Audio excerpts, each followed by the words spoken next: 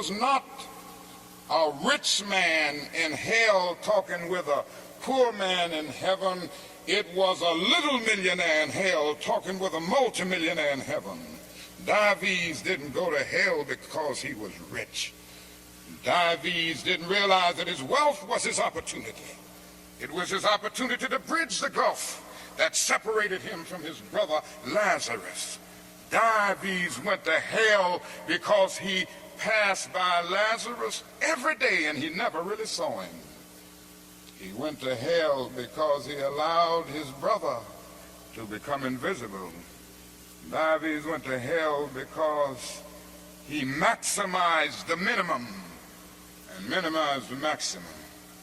Indeed, Dives went to hell because he sought to be a conscientious objector in the war against poverty.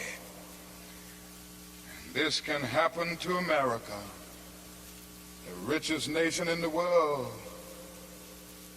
There's nothing wrong with that. This is America's opportunity to help bridge the gulf between the haves and the have-nots. And the question is whether America will do it. There's nothing new about poverty. What is new is that we now have the techniques and the resources to get rid of poverty. But the real question is whether we have the will.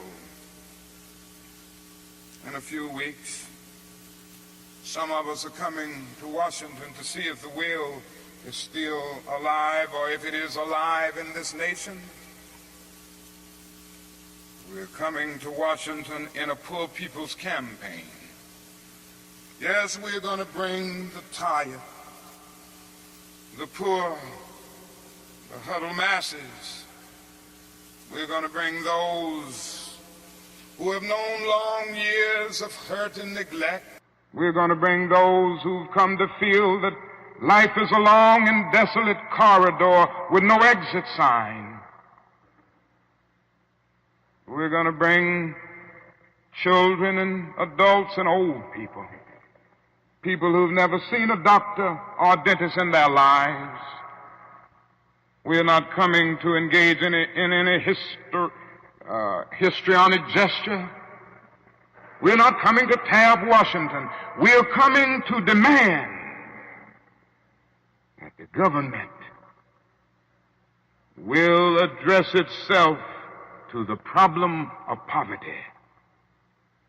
We read one day, we hold these truths to be self-evident, that all men are created equal, that they are endowed by their Creator with certain inalienable rights, that among these are life, liberty, and the pursuit of happiness. But if a man doesn't have a job or an income, he has neither life nor liberty and the possibility for the pursuit of happiness. He merely exists. We're coming to ask America to be true to the huge promissory note that it signed years ago. And we're coming to engage in dramatic, non-violent action to call attention to the gulf between promise and fulfillment, to make the invisible visible. Why do we do it this way? We do it this way because it is our experience that the nation doesn't move around questions of genuine equality for the poor and for black people until it is confronted massively, dramatically, in terms of direct action. Great documents are here to tell us something should be done. We met here some years ago in the White House Conference on Civil Rights, and we out with the same recommendations that we will be demanding in our campaign here, but nothing has been done. The President's Commission on Technology, Automation, and Economic Progress recommended these things some time ago. Nothing has been done. Even the urban coalition made up of mayors of most of the cities of our country, and the leading businessmen have said that these things should be done. Nothing has been done. The Kerner Commission came out with its report just a few days ago, and then made specific recommendations. Nothing has been done. And I submit that nothing will be done until people of goodwill put their bodies and their souls in motion. And it will be the kind of soul force brought into being as a result of this confrontation that I believe will make the difference. Yes, it will be a poor people's campaign. This is a question facing America. Ultimately, a great nation is a compassionate nation. America has not met its obligations and its responsibilities to the poor. One day, we will have to stand before the God of history, and we will talk in terms of things we've done. Yes, we will be able to say, we build gargantuan bridges to span the seas. We build gigantic buildings to kiss the skies. Yes, we made our submarines to penetrate oceanic depths. We brought into being many other things with our scientific and technological power. It seems that I can hear the God of history saying, that was not enough, but I was hungry, and ye fed me not. I was naked, and ye clothed me not. I was devoid of a decent sanitary house to live in, and ye provided no shelter for me. And consequently, you cannot enter the kingdom of greatness if ye do it unto the least of these, my brethren. Ye do it unto me. That's the question facing America today. And I want to say one other challenge that we face is simply that we must find an alternative to war and bloodshed. Anyone who feels, and there are still a lot of people who feel that way, that war can solve the social problems facing mankind, is sleeping through a revolution. President Kennedy said on one occasion, mankind must put an end to war, or war will put an end to mankind. The world must hear this. I pray God that America will hear this before it is too late, because today we are fighting a war. I'm convinced that it is one of the most unjust wars that has ever been fought in the history of the world. Our involvement in the war in Vietnam has torn up the Geneva Accord. It has strengthened the military-industrial complex. It has strengthened the forces of reaction in our nation. It has put us against the self-determination of the vast majority of Vietnamese people and put us in the position of protecting a corrupt regime that is stacked against the poor. It has played havoc with our domestic destinies. And this day we are spending $500,000 to kill every Viet Cong soldier. Every time we kill one, we spend about $500,000, while we spend only $53 a year for every person characterized as poverty-stricken in the so-called poverty program, which is not even a good skirmish against poverty. But not only that, it has put us in a position of appearing to the world as an arrogant nation. Here we are 10,000 miles away from home, fighting for the so-called freedom of the Vietnamese people when we've not even put our own house in order. And we force young black men and young white men to fight and kill in brutal solidarity. And yet when they come back home, they can't hardly live on the same block together. judgment of God is upon us today. And we could go right down the line and see that something must be done, and something must be done quickly. We have alienated ourselves from other nations, so we end up morally and politically isolated in the world. There's not a single major ally to the United States of America that would dare send a troop to Vietnam, and so the only friends that we have now are a few quiet nations like Taiwan, Thailand, South Korea, and a few others. This is where we are. Mankind must put an end to war, or war will put an end to mankind. And the best way to start is to put an end to the war in Vietnam, because if it continues, we will inevitably come to the point of confronting China, which could lead the whole world to nuclear annihilation. It is no longer the choice, my friends, between violence and nonviolence. It is either nonviolence or non-existence, and the alternative to disarmament, the alternative to a greater suspension of nuclear tests, the alternative to strengthening the United Nations and thereby disarming the whole world, may well be a civilization plunged into the abyss of annihilation, and our earthly habitat will be transformed into an inferno that even the mind of Dante could not imagine. This is why I felt the need of raising my voice against that war and working wherever I can to arouse the conscience of our nation on it. I remember so well when I first took a stand against the war in Vietnam, the critics took me on and they had their say in the most negative and sometimes most vicious way. One day a newsman came to me and said, "Dr. King, don't you think you're going to have to stop now opposing the war and move more in line with the administration's policy? Because I understand it has hurt the budget of your organization, and people who once respect you have lost respect. People who once respected you have lost respect for you. Don't you feel that you've really got to change your position?"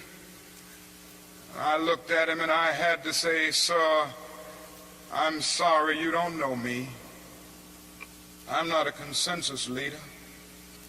I do not determine what is right and wrong by looking at the budget of the Southern Christian Leadership Conference, or by taking a sort of Gallup poll of the majority opinion. Ultimately, a genuine leader is not a searcher for consensus, but a mold of consensus. On some positions, cowardice asks the question, is expedient? And then expediency comes along and asks the question, is it politic? Vanity asks the question, is it popular?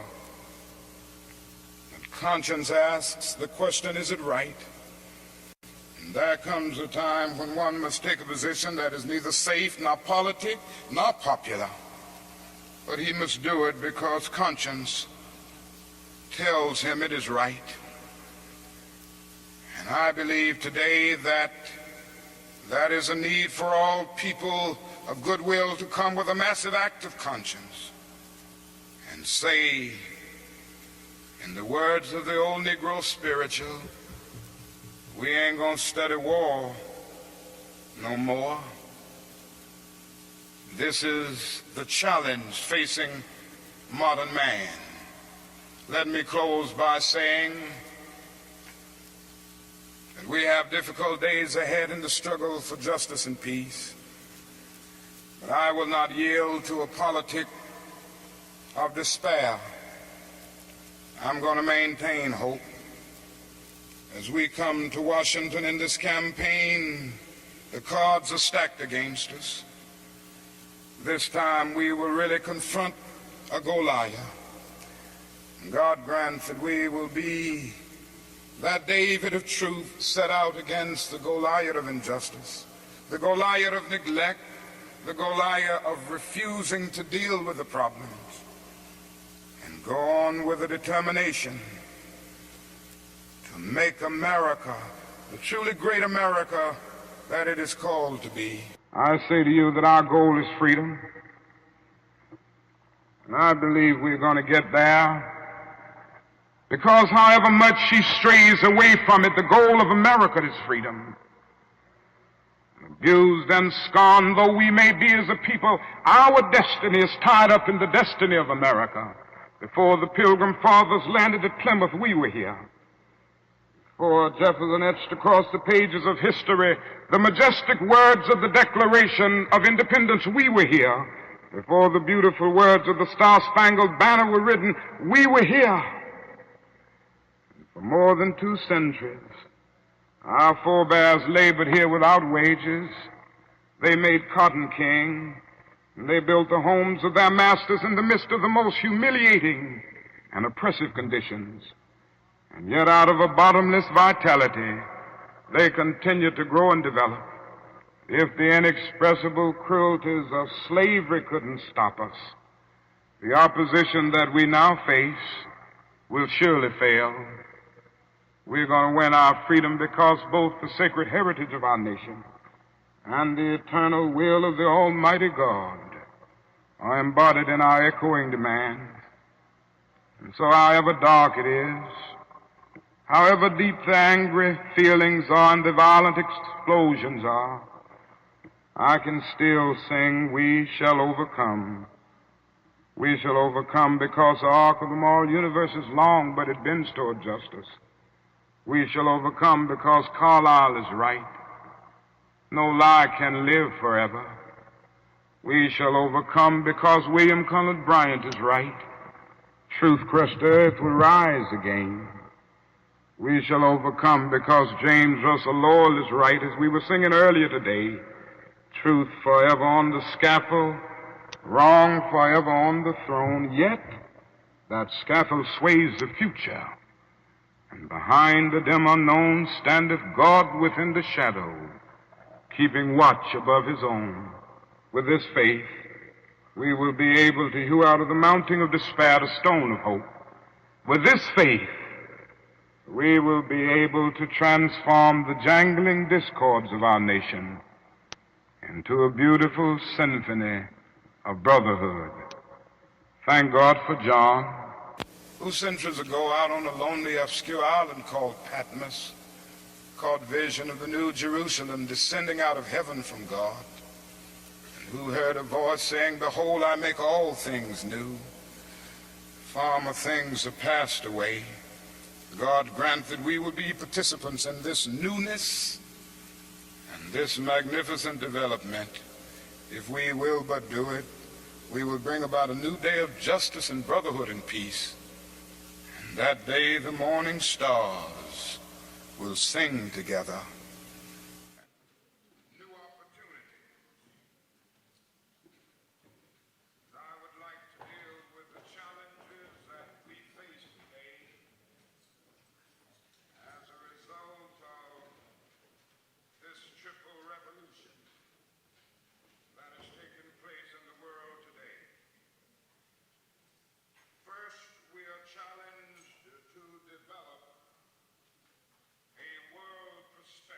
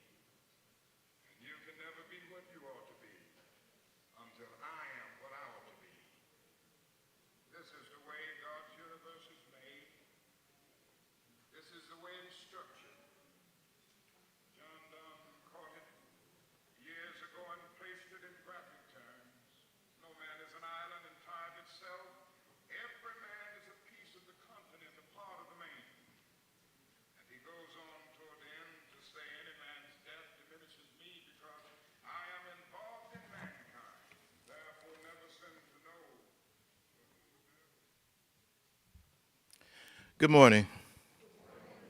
My name is Michael Parker. I'm the chairperson for the Rocky Mount Martin Luther King Commission. On behalf of myself and the commission, we want to welcome you and thank you so much for coming out. To give you a little brief history for the Martin Luther King Commission, this is our 36th annual Martin Luther King Oratorical Contest. 36 years ago, the commission got together, had a meeting. They said, why not add the youth into this celebration?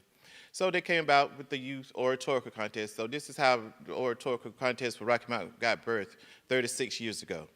We want to, like I said again, we want to thank you all for coming. Hope you enjoy. I tell you this, you're in for a treat.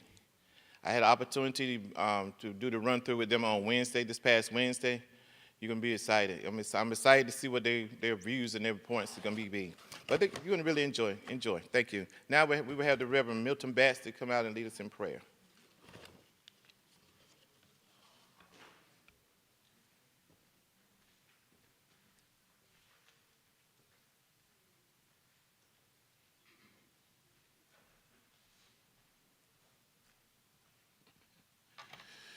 Good morning. Let us pray. Precious God, our Father in heaven, the one that created us in thine own image, we've come this morning, first of all, to say thank you. Thank you for this day, for life, health, and for strength. We thank you for this time that we've set aside to hear from our young people as they recite their speeches. And we thank you for their parents and the guardians that have worked with them and those individuals that work with them as they prepared for this day. We ask your blessing upon them to give them the courage and the ability to stand before this audience. We thank you for this time of celebration and recognizing one that has led the way in social justice and liberation and for just keeping his memory alive. We thank you in Jesus' name. Amen. And certainly we are grateful and thankful to each of you for being here this morning. This year, our MC for our annual Oratorical Contest will be one of our previous winners, Quentin Higgins. And so he will come this morning and prepare and to MC us this morning. And let us enjoy our time together.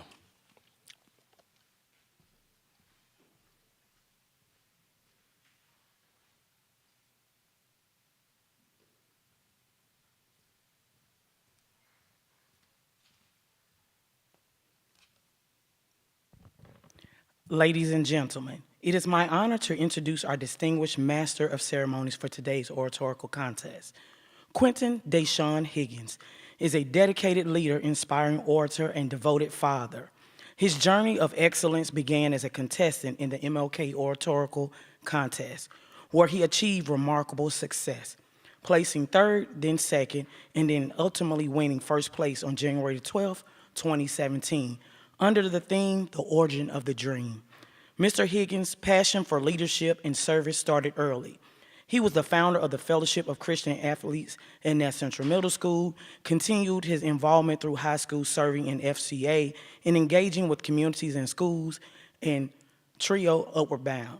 His leadership qualities shone brightly as he served as a freshman president, then sophomore president, and ultimately a student body president at Nat Central High School. He further expanded his leadership in college as a senator in the student government at St. Augustine's University in Raleigh, North Carolina. Please join me in welcoming a leader, a servant, and an inspiration, Mr. Quentin Deshaun Higgins.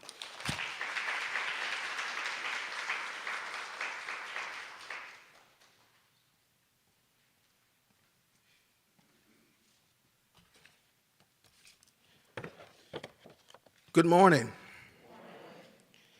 The purpose of the oratorical contest is to enable youth to learn about and respect the customs and cultures of other people, to understand and promote unity, to appreciate diversity, and to relate the contributions of Dr. Martin Luther King Jr. to their daily lives. This is demonstrated through written and oral expression. The individuals who must take the hard decision are our judges. This year we'll have two different sets of judges. one for Category A, and one for Category B. Serving as judges this year are Sean Hartley. Sean Hartley is a healthcare finance executive currently serving as Chief Financial Officer at UNC Health, Nash in Rocky Mount, North Carolina, with more than 15 years of progressive leadership experience in hospital and health system finance. He has held CFO and senior financial roles across multiple healthcare organizations, including UNC Health, Community Health Systems, Life Point Hospitals, and HCA Healthcare. Sean's background spans financial operations, accounting, leadership, and regulatory oversight. He holds a doctorate in healthcare administration, along with a master's in accountancy and a bachelor's in business administration.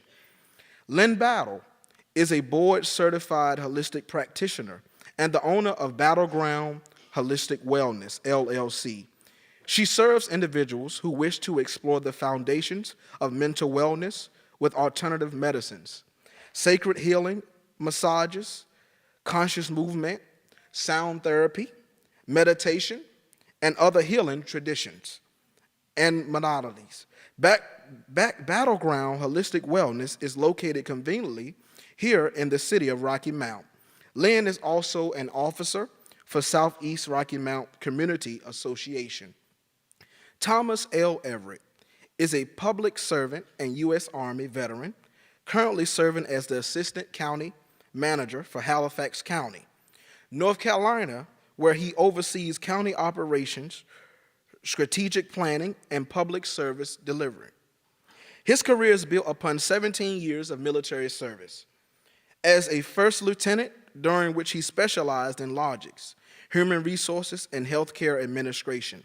Parallel to his professional duties, Mr. Everett has remained dedicated to academic advancement. He holds a Bachelor of Science in Business Economics and a Master of Business Administration, and currently is pursuing a PhD in Public Administration with a focus on diversity, equity, and inclusion. Through his dual career in military and local government leadership, Mr. Everett has maintained a steadfast commitment to community engagement. He is particularly honored to support initiatives that uplift youth voices and advance the enduring legacy of Dr. Martin Luther King Jr. Amaya Dickens. Amaya is the Assistant Technical Director for the Dunn Center, North Carolina Wesleyan University. Ashley Pittman serves as the Marketing Manager for the Rocky Mount Event Center, where she oversees marketing strategy, partnerships, and guest experience initiatives. With 17 years of experience in marketing, she has supported large-scale sporting events, special events, and community-focused programs. Ashley is excited to serve as a judge and celebrate the creativity and talent showcased in today's competition. Shanita Jones is a member of the City of Rocky Mount Human Relations Commission, currently serving her second 2-year appointment. Stacia Johnson is a native of Rocky Mount, North Carolina, who is deeply committed to serving her community. She has been employed with the Nash County Department of Social Services for the past 11 years. Currently, she serves as the supervisor for Family and Children Medicaid. In her spare time, she enjoys volunteering with the Rocky Mount Area Youth Council. Through her involvement, she provides guidance on developing and initiating programs and projects. Her dedication helps ensure that youth across the community are supported and empowered to succeed. David Worsley. David serves on the Martin Luther King Jr. Commission, currently serving his 5th 2-year term. He is a retired North Carolina correctional officer. Now, competition rules.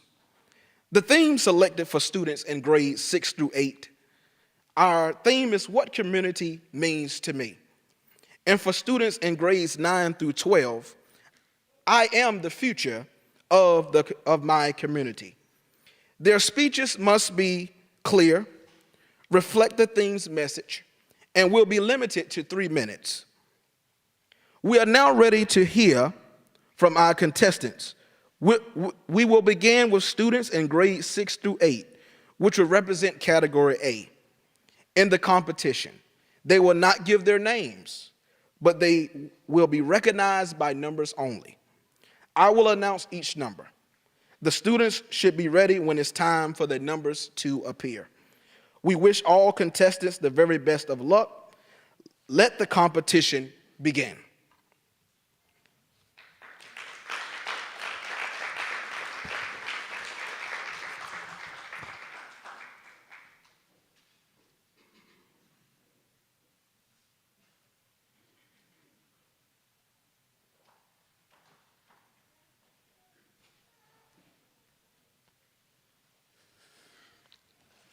Hi, I'm contestant number 1. When I was asked what community means to me, 3 words came to mind: people, support, and thrive. Dr.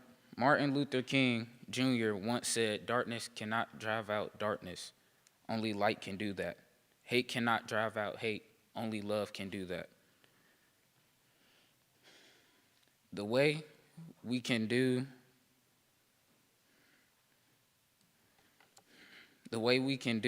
light can do this is to stand up for each other and achieve personal goals to persevere in life. For example, I had a hard time writing this speech because it's a new experience and I was feeling worried. My mom and a few other people talked to me about it and told me that it's okay. It's not over until it's over. I gained motivation from those around me who were encouraging me to finish and do my best. That proves my point exactly about how communities support, motivate, and uplift on one another.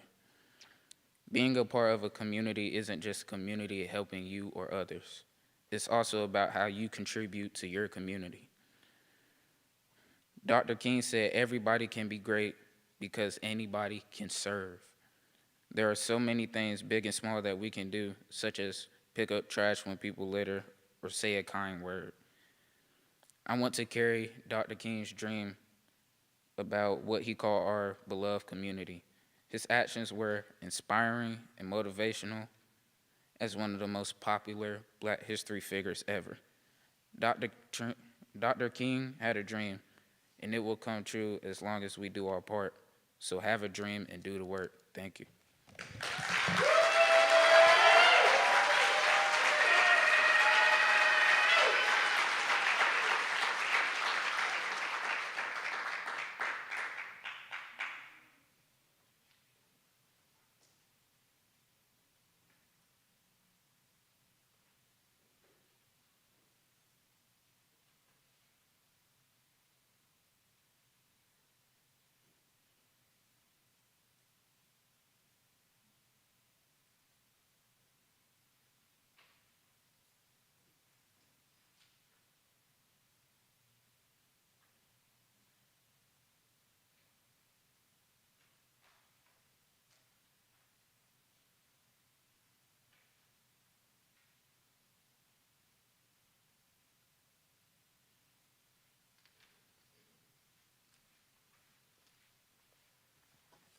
Good morning.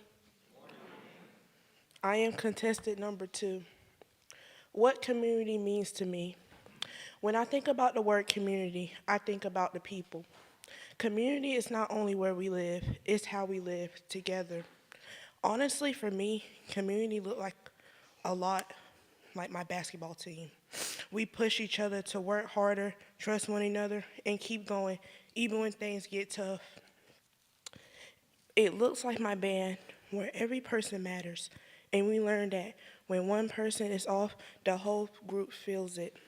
But when we work together, we create something powerful and something beautiful.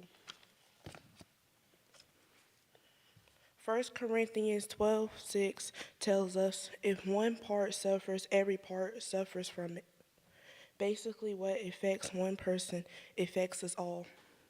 Community means showing up. It means helping someone even when you don't have to. It means standing up for others even when it's uncomfortable.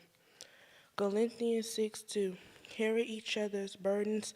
That is what community looks like. People lifting each other up instead of tearing each other down. Pastor G taught us 2026, we standing on business. We don't just talk about love, respect, and justice.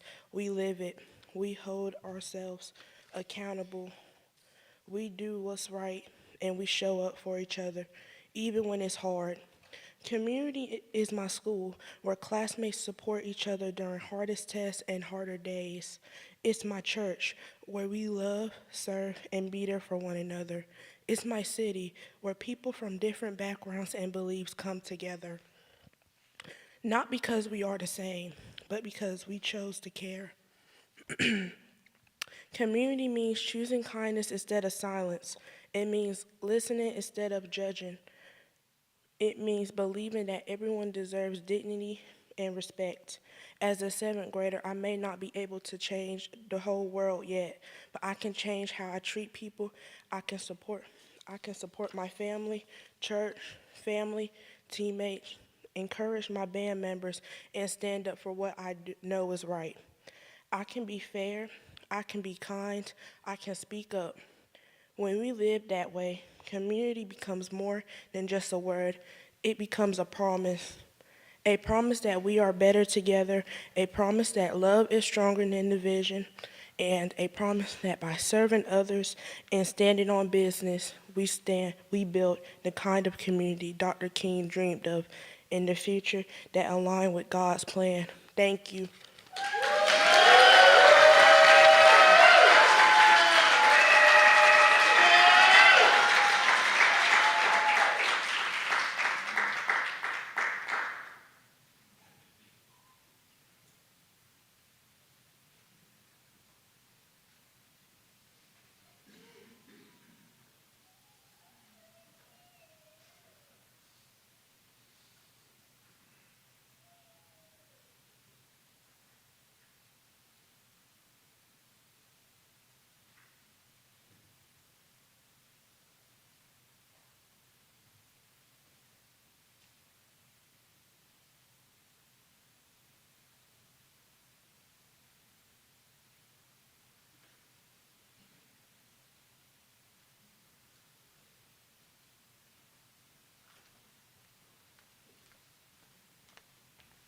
Good morning. I'm contestant number 3. What community means to me. When people hear the word community, they often think of a location, a neighborhood, a school, or a city. But community is not defined by boundaries on a map. Community is defined by the way people choose to care for one another. I had the privilege of being part of the Frozen production, and through that experience, I learned firsthand how life-changing a strong community can be. The cast, the crew, and everyone involved were not just working on a project together. We were a family. It was a small but powerful example of how community works. People coming together from different walks of life, united by shared purposes, supporting and lifting each other up. The bond we formed wasn't just about performing on stage, but about being there for one another during the good times and the challenging ones. The family we built in the Frozen production is a small reflection of how stronger we are when we come together, care for each other, and build each other up. Community means more than just existing alongside one another. It requires participation, it requires empathy, and it requires action. The Bible tells us in Galatians 6, verse 2, carry each other's burden, and in this way you will fulfill the law of Christ. This scripture reminds me that community is built when we support one another, not only in good times, but especially in the moments of struggle. Dr. King taught us that unity does not come from ignoring our differences, but comes from respecting them and choosing justice. True community is built when we decide that fairness matters more than comfort. The Bible also reminds us in Micah 6, verse 8, what does the Lord require you? To act justly, to love mercy, and to walk humbly. Community also means accountability. It means speaking up when something is wrong, even when it's easier to stay silent. Dr. King warned us that silence in the face of injustice allows inequality to grow. A community that refuses to comfort wrongdoing cannot truly call itself united. At the same time, community is rooted in compassion. It is found in the small moments, supporting a classmate, helping a neighbor, or standing beside someone who feels unseen. These actions may seem small, but Dr. King believed that real change begins with ordinary people choosing to do what is right. As an 8th grader, I'm still learning my place in the world, but understand this: community is not something we wait for to build. It is something we have to create through our choices. Community means believing that everyone deserves dignity, opportunity, and respect. It means understanding that justice is not optional, it is necessary. And it means realizing that when one person is denied fairness, the entire community is weakened. Dr. King dreamed a beloved community where society, love conquers hate. That dream does not end with him. It lives on when we choose today. To me, community means commitment, a commitment to care, a commitment to speak, and a commitment to act, not just when it's easy, but when it matters the most. When we choose one another, we move closer to the community, Dr. King vision, and to the future we all deserve. Thank you.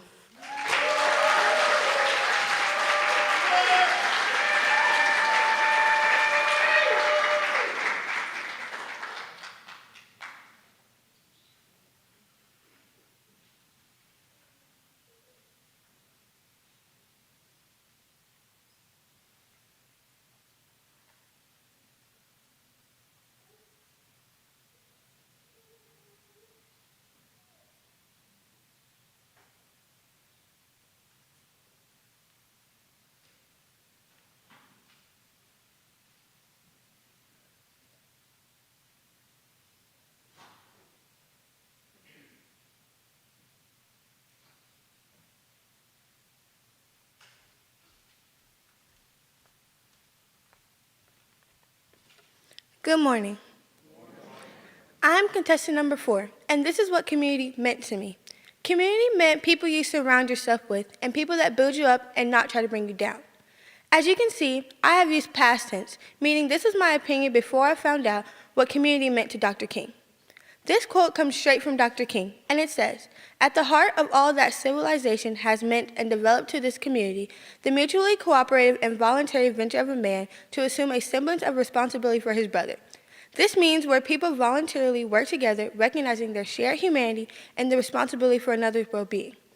We have to really think back. Would Dr. King be happy to hear our community is falling apart? See, now we are silent. We know Dr. King would be very disappointed. I have a question for you all. Do you all think our community is broken? To me, our community is not broken, but changing. The thing is, we have the option to change our community for the better, but we have to ask ourselves, what will I do, how will I do it, and what effect will it have on my community? Have you realized, because I've realized, there's only one thing keeping our community together, and that is God. God is our foundation, He is our purpose, and He is why Dr. King was able to make a powerful change and impact on us. Let's make a connection. Dr. King spoke through us through speeches. God speaks through us through the Bible. An often quoted scripture is 1 Corinthians 12:25-27, and it says, "So that there may be no division in the body, but that the members may have the same care for one another. If one member suffer, we all suffer. If one member is honored, we all rejoice. Now you are the body of Christ and individually members of it." Real community extends empathy, celebrates one another, and stands in unity. By this, we avoid division, and by this, we are community. Another example of what keeps our community together is community leaders. I'm sure you've all heard of the game Simon Says. You know, where one person is leading and the others follow. But as you may be able to see, we have a lot of followers, but not too many Simons. What we need is more people who are willing to be leaders if we want to see change. I would like to acknowledge my mom, Stephanie Battle, an associate pastor of Word Tabernacle Church. She leads our community in spiritual guidance and mentoring others. And by doing this, she's helping change our community. We need more people to step up like Simon. Will you? Now, I have talked about Dr. King's point of view of the word community. Let's see what the dictionary thinks community is. The definition of community in the dictionary is people that live in the same place as me or people that have something in common with me. That is what the definition of community is. But to me, community is people who are not afraid to stand up for one another. I also think community is how others help one another in struggle. Like Dr. King said, when one struggle, we all struggle. When one person is celebrated, we all rejoice. We are community. Let's act like it. And this is what community means to me now. Thank you.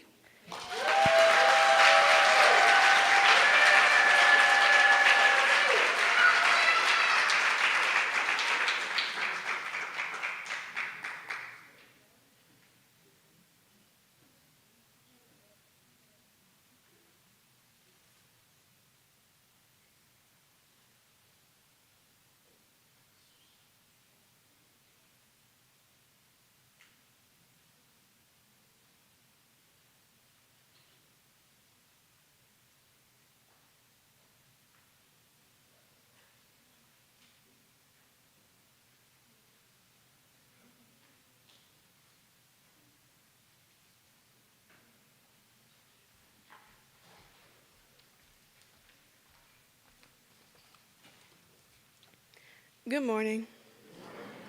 I am contestant number 5. Phil Jackson stated that the strength of the team is each individual member. The strength of each member is the team. What is he trying to tell us? To have an effective team, it relies on the specialty of each team member. At the same time, each team member draws support and motivation for being part of the team. Just like in my dance ministry, I'm seeing how each dancer's unique style and energy helps us all grow together, both on and off stage. The individuals of the team make it sturdy while the team itself empowers its members. It's a balanced perspective that needs personal collaboration. To me, community is where individuals find a space of opportunity and belonging and help shape the foundation for sharing experiences. It is a space where individuals contribute to building meaningful connections, making it possible to share experiences and create lasting bonds. From attending church gatherings, eating with my family, and spending time with my friends, these moments have helped me understand the true value of community. Through my connection in youth ministry, I experienced directly how shared beliefs and traditions brought us together and shaped the way we interacted. I've learned the importance of building trust, respect, and understanding between members, making sure everyone feels valued and included. These relationships create a supportive environment where people can connect in different ways by building confidence, admiration, value, and sympathy. Being part of a community is being part of something greater than just the group itself.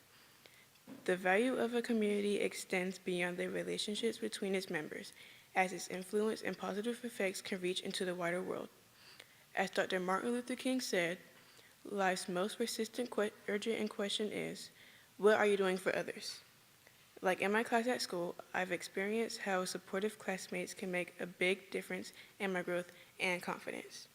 When I needed help with my work in my science class, my friends made notes for me to help me with the test that was coming up. Ultimately, community shapes who we are. As Dr. Martin Luther King once said, we may have all come on different ships, but we're in the same boat now.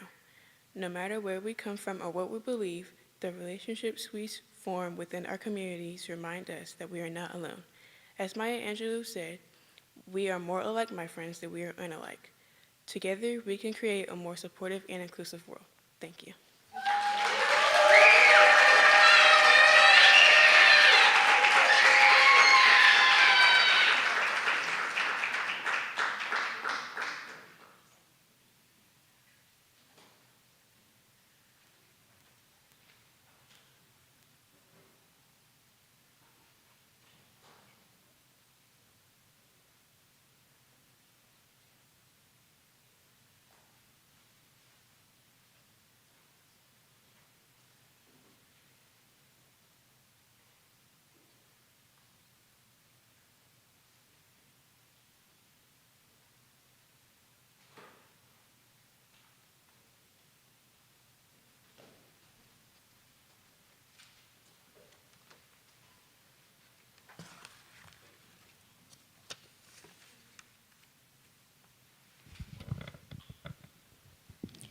Good morning. I am honored to be a part of the Martin Luther King Oratorical Contest. I'm contestant number 6. This year's theme is what community means to me. The formal definition of the word community is a group of people sharing common characteristics, common interests, common location, or common purpose. Martin Luther King Jr. once said that a true community is a society based on justice, equality, and unconditional love. As I began to think about community, I think about my own community. I think about my neighborhood. I think about school. I think about my online community of friends. I began to understand how important they are to me and how those people and experience have shaped who I am. I began to understand that the work begins right outside our front doors because our neighbors are the people who share our same hopes, our values, and our dreams. When I think of community, I also think of my grandmother. She volunteers in the school and works to make our community stronger. I live in the Brattleboro Rocky Mount community, and I have seen people donate time and resources to families in need. I have seen people in the community sponsor food drives to support the elderly. During the times I have helped, I have been humbled and I have understood that not everyone has the same opportunities. And it has made me feel thankful to have the opportunities that I do have. It made me feel good to see how my actions impacted others. As we pay tribute to Martin Luther King Jr., I am reminded as to how he worked to create stronger communities by helping others. He believed in building what he called the beloved community. This perfect community would be rooted in justice and equality for all. This community will also be a place where everyone feels valued and we all work together to support each other. In conclusion, I believe that stronger communities build stronger cities build stronger states build stronger countries, and stronger countries will build a safe and secure world for everyone.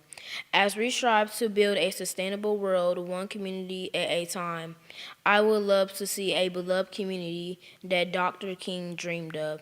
I have that same dream. Thank you.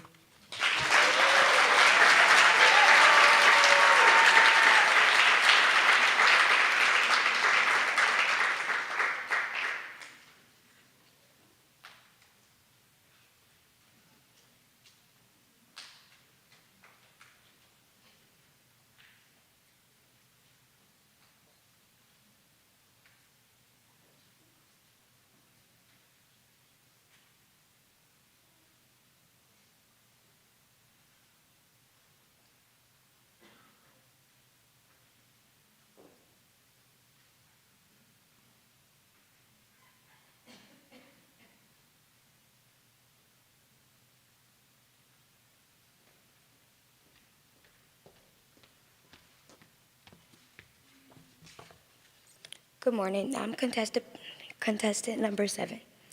Do you know what community means? A community is a group of people who share common interests and opinions, creating a sense of belonging and shared experiences, often involving mutual support, common norms, and joint action. Now, do you know what community means to me? Community means a group who surrounds you with love and support, a group that you can trust with your emotions. To extend this idea, imagine this. A house without a firm foundation or structure would crumble into itself because of the lack of support and stabilization. Martin Luther King had a dream about a community that builds others up and does not tear them down. Dr. King once said, "We have flown the air like birds and swum the sea like fishes, but have yet to learn the simple act of walking the earth like brothers." He just wanted a community that allows others to walk freely and safely. One thing that hurts me is that Dr. King's dream hasn't been fulfilled because there are broken communities out there still to this day.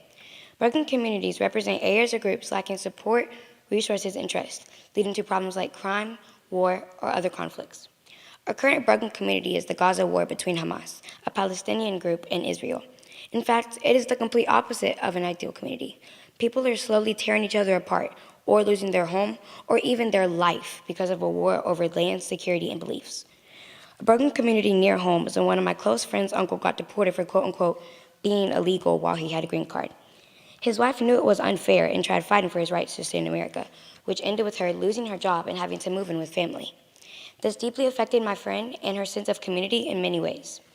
A community is supposed to be supportive of people with different cultures, and therefore, we should learn how to love and help one another, not impact them in a negative way. Now, I know this is supposed to be about Dr. King, but God is the whole reason communities exist. The Bible says in 1 Corinthians chapter 12, verse 12, ESV, "For just as the body is one and has many members, and all the members of the body, though many, are one body, so it is with Christ." This verse reminds me of community, because just as our community is made up of people who work together to keep it thriving, so does the body of Christ, which is made up of many believers working together to glorify God. I recently experienced community support that allowed me to heal from a broken foot, including people offering to hold my bag or hold the door for me while switching classes. The same support allowed me to recover and walk up here to present my speech on my healed foot. with a strong and proud voice. My community supports and helps me to grow mentally, physically, emotionally, and spiritually.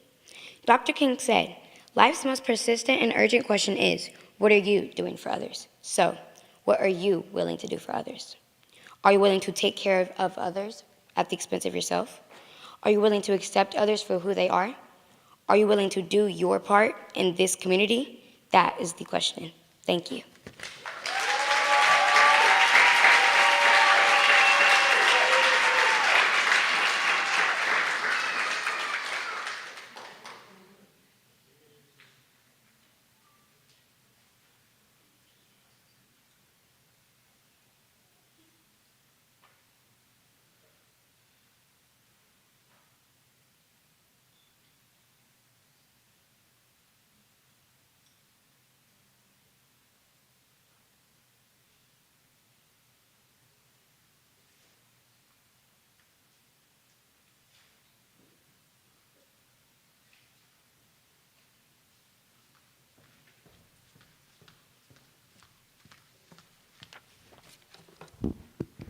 Good morning.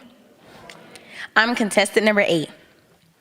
When I think of community, I think of more than just a group of people who live near each other. Community means support. It means unity. It means people coming together, not just because they have to, but because they want to. They want to build something greater than themselves. Dr. Martin Luther King had a powerful vision for what he called the beloved community, a world where everyone is treated with dignity and respect. For Dr. King, community was more than just being together. It was about justice, love, and ensuring every person feels valued and included. His dream reminds us that a true community is built on the foundation of caring for one another, no matter our differences. Henry Ford once said, coming together is a beginning, staying together is progress, and working together is success. This quote reminds me that community is not built instantly. It is built over time. When we first come together, it's just the start.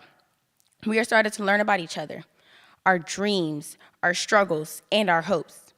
We are starting to choose to stay together. We build trust, grow stronger, and become more resilient in the face of challenges. But the true magic of community happens when we work together. That's when we turn our dreams into reality, our problems into solutions, and our hopes into achievements. Community means helping each other in times of need and celebrating together in times of joy. It means listening to one another, respecting our differences, and finding common ground. It means standing up for what is right, even when it is hard, and lifting up those who may feel left behind. When it comes to community, you have to start somewhere. It's not going to be easy. You'll struggle. You might even fall. And sometimes people may try to tear you down. But it's important to get back up and keep going. Being in a healthy community means you feel uplifted, connected, and included. I remember a particular time at Word Tabernacle, my church, that challenged me.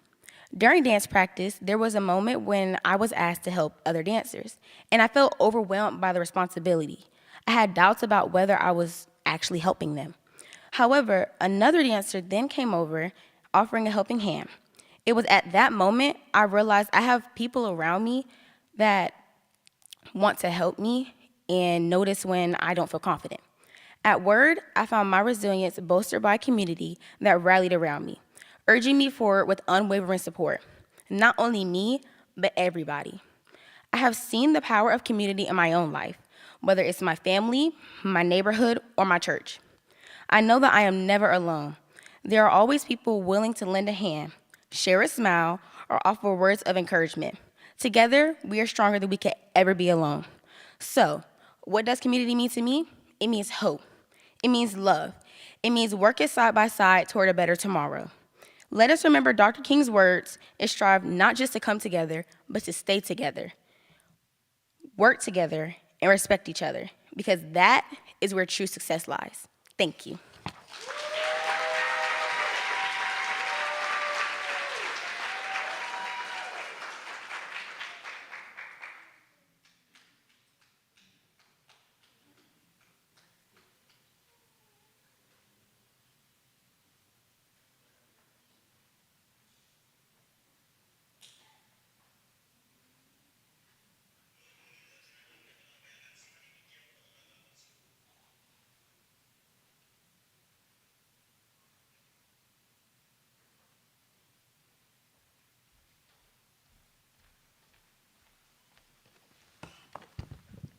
Good morning.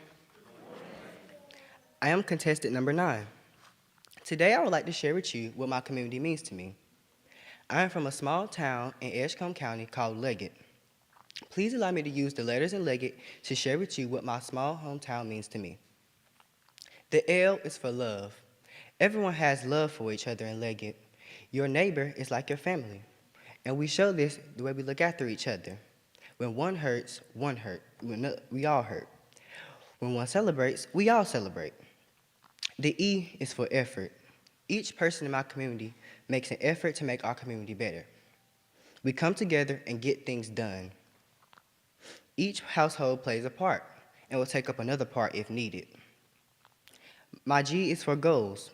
One of my goals for my community is to make it better than it already is. I plan to attend college, come back to my community, and use the skills that I have learned to make Leggett a better place to live and raise a family.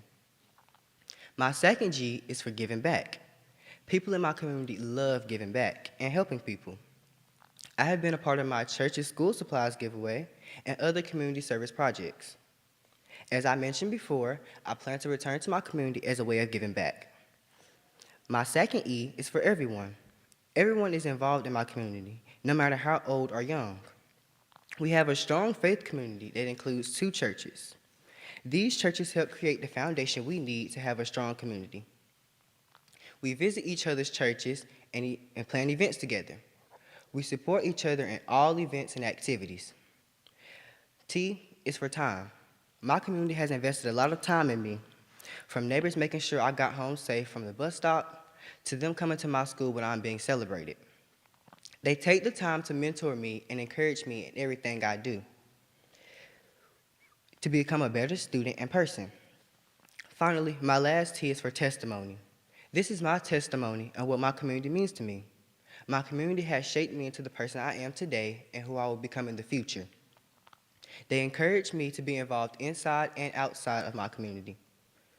Through my community, I have learned that I can do and be anything I want to be as long as I have family, friends, neighbors, and my faith. Thank you for allowing me to share.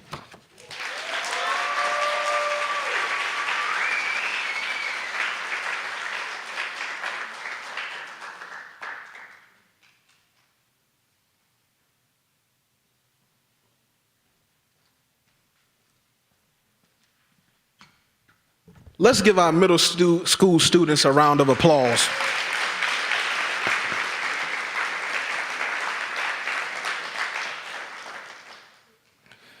We'll give the judges a few minutes to prepare for the next category, high school category.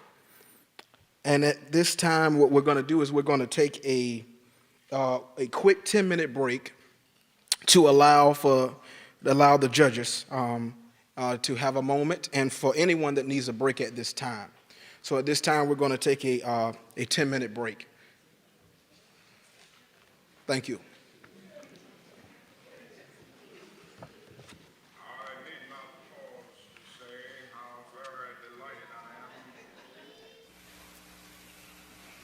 I need not pause to say how very delighted I am to be here this morning, to have the opportunity of standing in this very great and significant pulpit. And I do want to express my deep personal appreciation to Dean Sayer and all of the cathedral clergy for extending the invitation. It is always a rich and rewarding experience to take a brief break from our day-to-day demands in the struggle for freedom and human dignity and discuss the issues involved in that struggle with concerned friends of goodwill all over our nation. And certainly it is always a deep and meaningful experience to be in a worship service. And so for many reasons, I'm happy to be here today. I would like to use as a subject from which to preach this morning, remaining awake through a great revolution.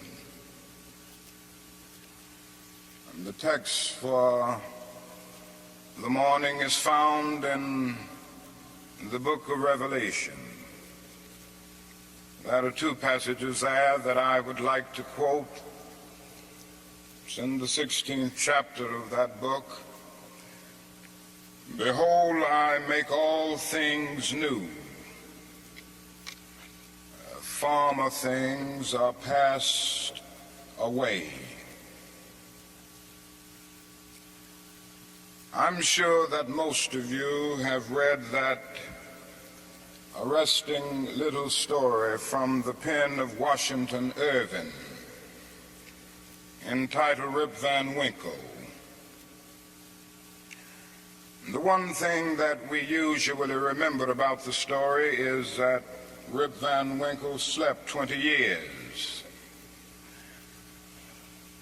But that is another point in that little story that is almost always completely overlooked. It was a sign in the end from which Rip went up in the mountain for his long sleep. When Rip Van Winkle went up in the mountain, the sign had a picture of King George III of England. When he came down 20 years later, the sign had a picture of George Washington, the first president of the United States. And Rip Van Winkle looked up at the picture of George Washington, but in looking at the picture, he was amazed. He was completely lost. He knew not who he was. And this reveals to us that the most striking thing about the story of Rip Van Winkle is not merely that Rip slept 20 years, but that he slept through a revolution. While he was peacefully snoring up in the mountain, a revolution was taking place that at points would change the course of history. And Rip knew nothing about it. He was asleep. Yes, he slept through a revolution. One of the great liabilities of life is that all too many people find themselves living amid a great period of social change, and yet they fail to develop the new attitudes, the new mental responses that the new situation demands. And they end up sleeping through a revolution. Now, there can be no gainsaying of the fact that the great revolution has taken place in the world today. In the sense it is a triple revolution. That is a technological revolution with the impact of automation and cybernation. Then that is a revolution in weaponry with the emergence of atomic and nuclear weapons of warfare. Then that is a human rights revolution with the freedom explosion that has taken place all over the world. Yes, we do live in a period where changes are taking place, and that is still a voice crying through the vista of time, saying, behold, I make all things new. Former things are passed away. Now, whenever anything new comes into history, it brings with it new challenges and new opportunities. And I would like to deal with the challenges that we face today as a result of this triple revolution that has taken place in the world today. First, we are challenged to develop a world perspective. No individual can live alone. No nation can live alone. And anyone who feels that he can live alone is sleeping through a revolution. The world in which we live is geographically one. The challenge that we face today is to make it one in terms of brotherhood. Now, it's true that the geographical oneness of this age has come into being to a large extent through modern man's scientific ingenuity. Modern man, through his scientific genius, has been able to dwarf distance and place time in chains. And our jet planes have compressed into minutes distances that once took weeks and even months. All of this tells us that our world is a neighborhood. Through our scientific and technological genius, we have made of this world a neighborhood, and yet we have not had the ethical commitment to make of it a brotherhood. But somehow and in some way we've got to do this. We must all learn to live together as brothers, or we will all perish together as fools. We are tied together in the single garment of destiny, caught in an inescapable network of mutuality. And whatever affects one directly affects all indirectly. For some strange reason, I can never be what I ought to be until you are what you ought to be. And you can never be what you ought to be until I am what I ought to be. This is the way God's universe is made. This is the way it is structured. John Donne caught it years ago and placed it in graphic terms. No man is an island entire of itself. Every man is a piece of the continent, a part of the main. And he goes on toward the end to say, any man's death diminishes me because I am involved in mankind. Therefore never sin to know for whom the bell tolls. It tolls for thee. We must see this, believe this, and live by it if we are to remain awake through a great revolution. Secondly, we are challenged to eradicate the last vestiges of racial injustice from our nation.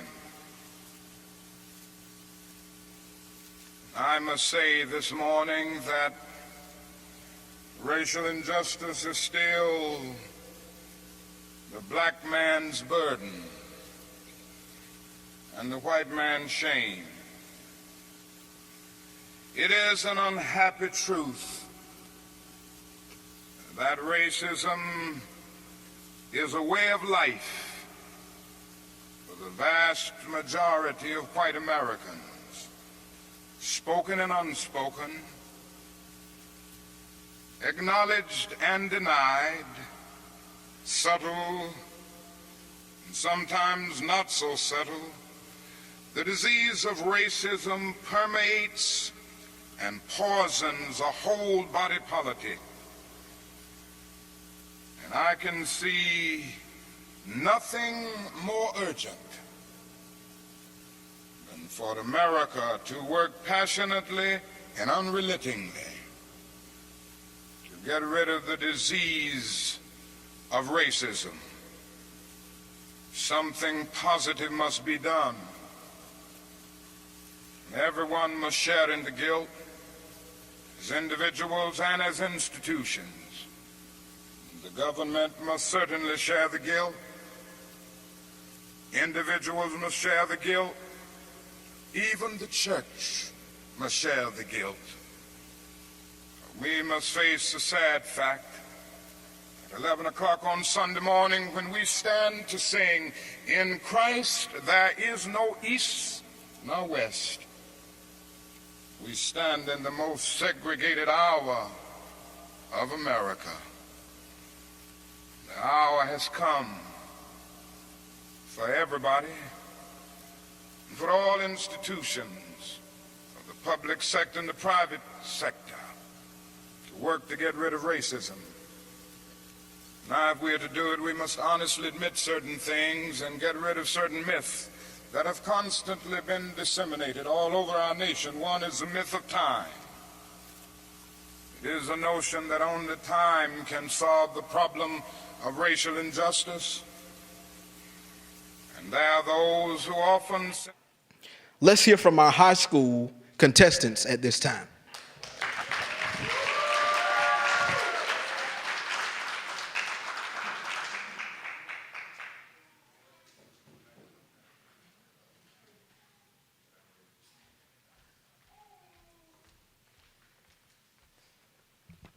Hello, I am contestant number 1.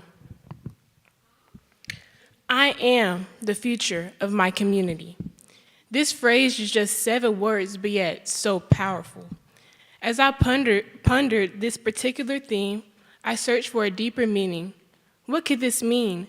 Could this mean to create a model or concoct something to make another thing obsolete? But no. To be the future of anything is much more personal and meaningful. It requires action and responsibility. Some people may view the future as an event even decades from now, but it really starts today. No matter your age, race, or gender, you are able to create and shape the future of your community today. As a young Black woman in 2026, I can say that challenges and struggles may arise trying to navigate through this digital and AI generation. Questions may come up such as, how am I supposed to be the future if the world is so hyper-focused on artificial intelligence? But I stand before you today to confidently say that I am the future of my community. I may not have a huge following or platform. I don't even have to perform drastic or monumental tasks to say that I am the future of my community. Through work such as volunteering, starting projects, mentoring the younger generation, and creating awareness, I am declaring that I am the future of my community. Even though it may seem small, just simply choosing to use my voice can make a huge impact on the future. I'm an adult in the making, and the future is in my court. As I come to a close, the future of my community is such a small phrase, but a personal and meaningful title to obtain. The future begins today and not tomorrow. This pivotal title requires me and everyone in the audience to be a doer and not just a listener. Let's not waste opportunities given for the betterment of our community's future.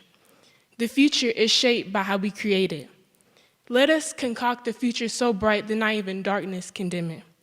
I am proud to say that I am the future of my community, not someday, not after college, but right now. Thank you.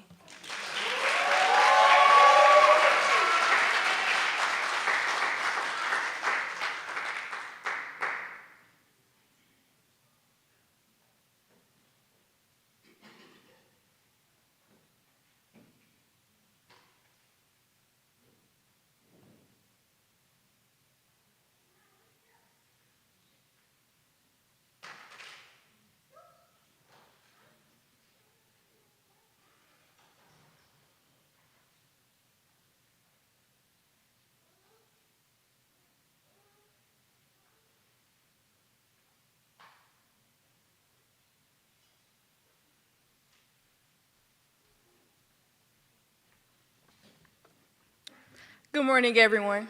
Good morning. I'm contestant number 2, and today I will be taking you on a journey. Our journey begins in the past, long before any of us were born. Our journey begins thousands of years ago on soil where most of us have never walked. Our journey comes to this land in 1620, where our ancestors were brought here in chains. In 1860, we even fought a civil war that divided our country, a war rooted in slavery, power, and control. Our ancestors were even counted as less than humans, 3/5 of a person, not whole, not equal, not free. Families were torn apart, communities were broken, and yet they still endured. Our journey tells us that the great irony of our country is that the land of the free and the home of the brave did not start out that way. Now this brings us to our next stop on our journey, the fight for freedom.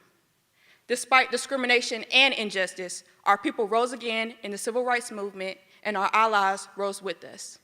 They protested, they organized, they spoke out, they said what they were told not to say, they marched, and they stood shoulder to shoulder while others looked away.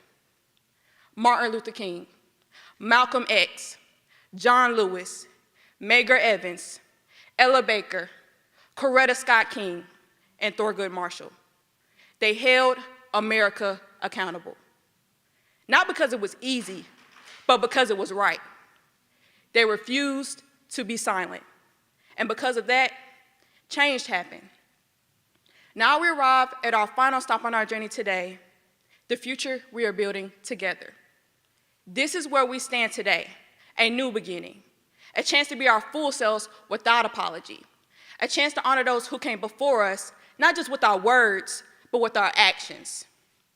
Their struggle gave us opportunity, their sacrifice gave us access, and their strength gave us a future built upon community, with rights, with education, with democracy, and with an identity that matters. But our story doesn't end here yet. Each day, we face a choice. Each of us here in this room today. We can choose to step into the paths that our ancestors created, or we can allow others to take our power using their words or their actions. The future doesn't start tomorrow. It doesn't start with someone else. It starts with you, it starts with me, and it starts with us. So I ask you, what choice will you make? I choose to be the future of my community, built upon the legacy of those who came before me, with a commitment to those who will come after me, and an abiding belief that we will get there together. Thank you.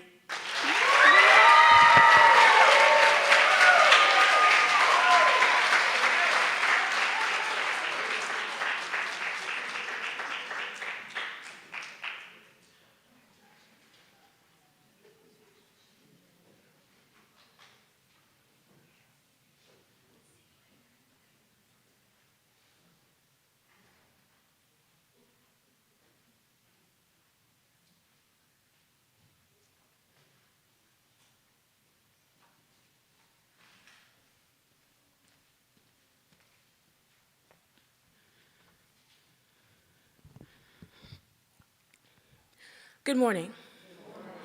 I'm contestant number 3. What will my future be like? That is a question we have all asked at some point. You may have imagined flying cars, spaceships, and living on Mars. Maybe the future is much simpler. It could be a nice modern house, a sports car, and a well-paying job in real estate. In the current state of the world, it is hard to keep that same optimism. For youth today, the future may look like working 9 to 5, living paycheck to paycheck, and retiring at the age of 70. Maybe even earlier if their job was taken by AI. I bet it's been a while since anyone has talked to you about climate change. With all these problems, it's almost impossible not to ask, what future? Well, I'll tell you what future. The youth are the future. The youth have dared to dream beyond the gray walls of our society. The youth are marching through the streets across the world hoping to make a change. We refuse to be confined to what has been done and what one thinks can be done. What would I do with the power of an adult? I would speak up about the injustices I see around me and be an example for those younger than me. But can't I do that now? The future of my community can be innovative. The future can be unlimited opportunities for all. Stopping gun violence, closing the wealth gap, eliminating inequity, rewriting our story so that the next generation can think of their futures too. Because even before we turn 18, we make so many important decisions. We decide what career we want or what college to apply for. So I'm making the most important decision of all. I'm choosing to be the future. I'm choosing to do better than those who came before us because we are the futures of our communities. I am the future of my community. In a letter by the Universal House of Justice to the world, it states, "All must surge, but the youth must soar." Thank you.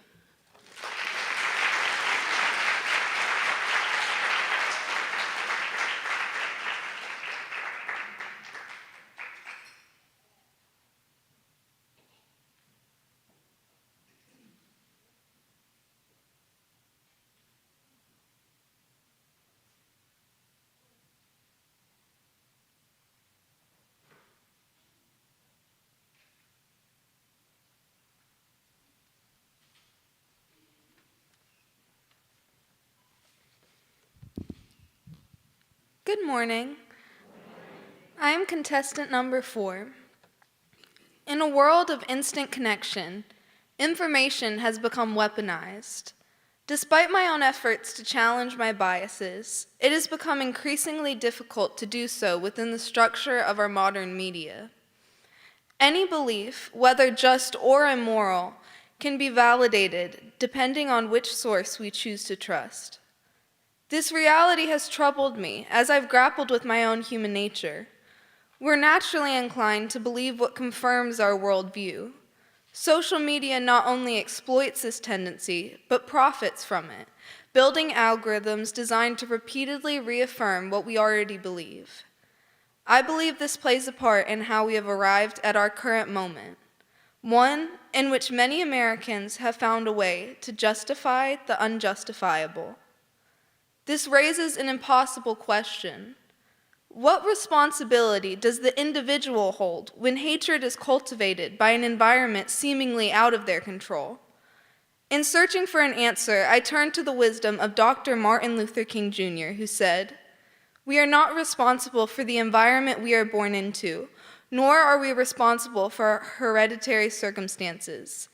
But there is a third factor for which we are responsible, namely, the personal response which we make to these circumstances." In today's political climate, hate has become normalized and understanding radicalized. We all could look at someone's life and understand how they came to believe what they believe. But understanding must never negate accountability, and accountability must come not with intentions of division, but with a deep hope of community. Dr. King believed that community was built not through uniformity, but through understanding and love. To honor this, we must respond to hatred, not with indifference or further division, but with love that is deliberate and unwavering. We must push back against every unexplainable force of hate with unexplainable love. This is the only way to move closer to the dream he envisioned. My generation has grown up in a time unlike any before it. In a world shaped by algorithms and digital spaces where community is reduced to echo chambers, I know the future of community lies outside screens. It's found in our stores, our classrooms, and the people who live beside us. Regardless of differences in national origin, race, or religion, we are all connected through one shared humanity. The future of our communities depend on whether we choose connection over convenience, love over hatred, and responsibility over retreat. And that choice belongs to each of us. Thank you.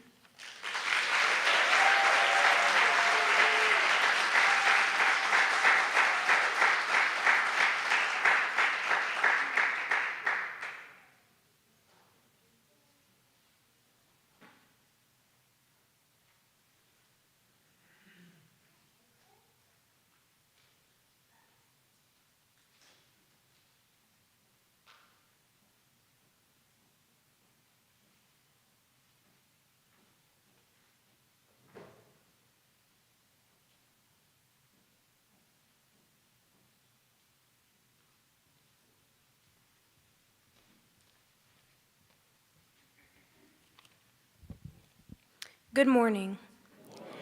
I am contestant number 5. As Frederick Douglass once said, it is easier to build strong children than to repair broken men. This quote simplifies the blunt truth of our society today. When I was younger, I was unsure of myself and afraid to try new things. Many kids go through this. They feel invisible, like they have no purpose or that their ideas have no value.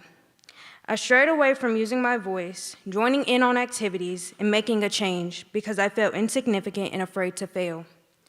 I had no idea how stagnant my mindset truly was. After joining the Boys and Girls Club, I realized that confidence did not come with age. Confidence is built through stepping out of your comfort zone. As Barack Obama once said, change will not wait for some other person or some other time. The Boys and Girls Club gave me that platform, opportunity, and courage to initiate change within my community. Even when things felt uncomfortable, the staff taught me that that feeling was the growing pains of something new. The club has taught me that showing up for others and believing in them is a great start to helping children grow. I became a junior staff to help build children to reach their greatest potential. I always try my best to be there for them in any way I can, whether that's helping with homework or listening to their problems. Just as I push the kids to do their best, I push myself to do the same. I believe that change does not come without discipline. There are many days where I go straight from school to work and many nights where rest comes second to responsibility. It would be easier to quit, but I choose commitment. These sacrifices are not setbacks. They are the foundation of the future I am building. Through every sacrifice, I've learned that building the future of my community starts with building myself first. The club has built me to be a person who initiates change, leads with courage, and serves as a proactive citizen in the community. I've learned leadership isn't speaking first, it's listening, then taking action. Making people feel valued, seen, and supported is where real change starts. I began with a quote from Frederick Douglass: "It is easier to build strong children than to repair broken men." Today, I stand here as proof of that truth.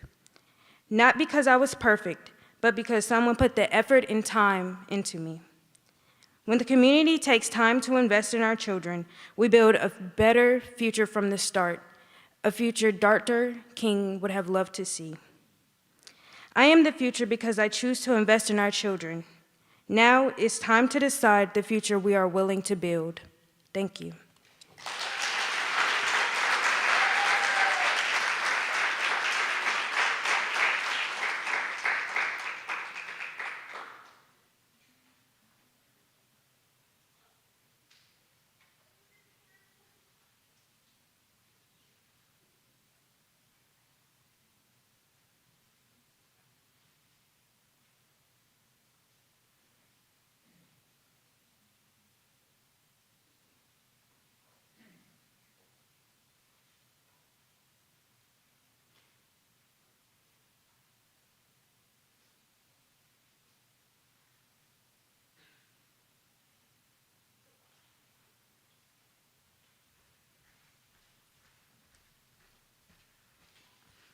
Good morning. I'm contestant number 6. My fellow teenage brothers and sisters, I stand before you today not as someone who has it all figured out, but as someone who believes deep in what we could become. I stand here carrying the dreams of young people who want more, the hopes of those who refuse to be defined by where they come from, and the courage of generation ready to rise. And I say to you today, with conviction and confidence, we are the futures of our communities. We are the future because we refuse to give up even when things get hard. We are the future because we choose hope over hate, because we believe kindness is stronger than cruelty, and because we know light will always overcome the darkness. We are the future because we can see what we could be. We can see neighborhoods where kids feel safe walking home. We can see schools where every student feels valued. We can see communities where differences don't divide us, but make us stronger together. We are the future because we will not stay silent in the face of injustice. We will not be comfortable while others are hurting. We will not be satisfied until every young person knows they matter, their voice matters, and their dreams matter. We are the future. Because change doesn't start someday. It starts with us today. It starts with how we treat each other. It starts how we stand up for what's right. And even when the road is long, even when the journey feels tough, we will keep walking forward with courage because the future of our community lives with us. So teens, let us rise together, not one by one, but side by side. Let us lift our voices, let us strengthen our hearts, and walk boldly into tomorrow. Let us speak with purpose, let us act with love, let us lead with faith. And when history look back on this generation, let it be said that we didn't back down, we didn't stay quiet, and we didn't wait for someone else to lead. For I am the future. You are the future. We are the futures of our community. And the future begins today. Thank you.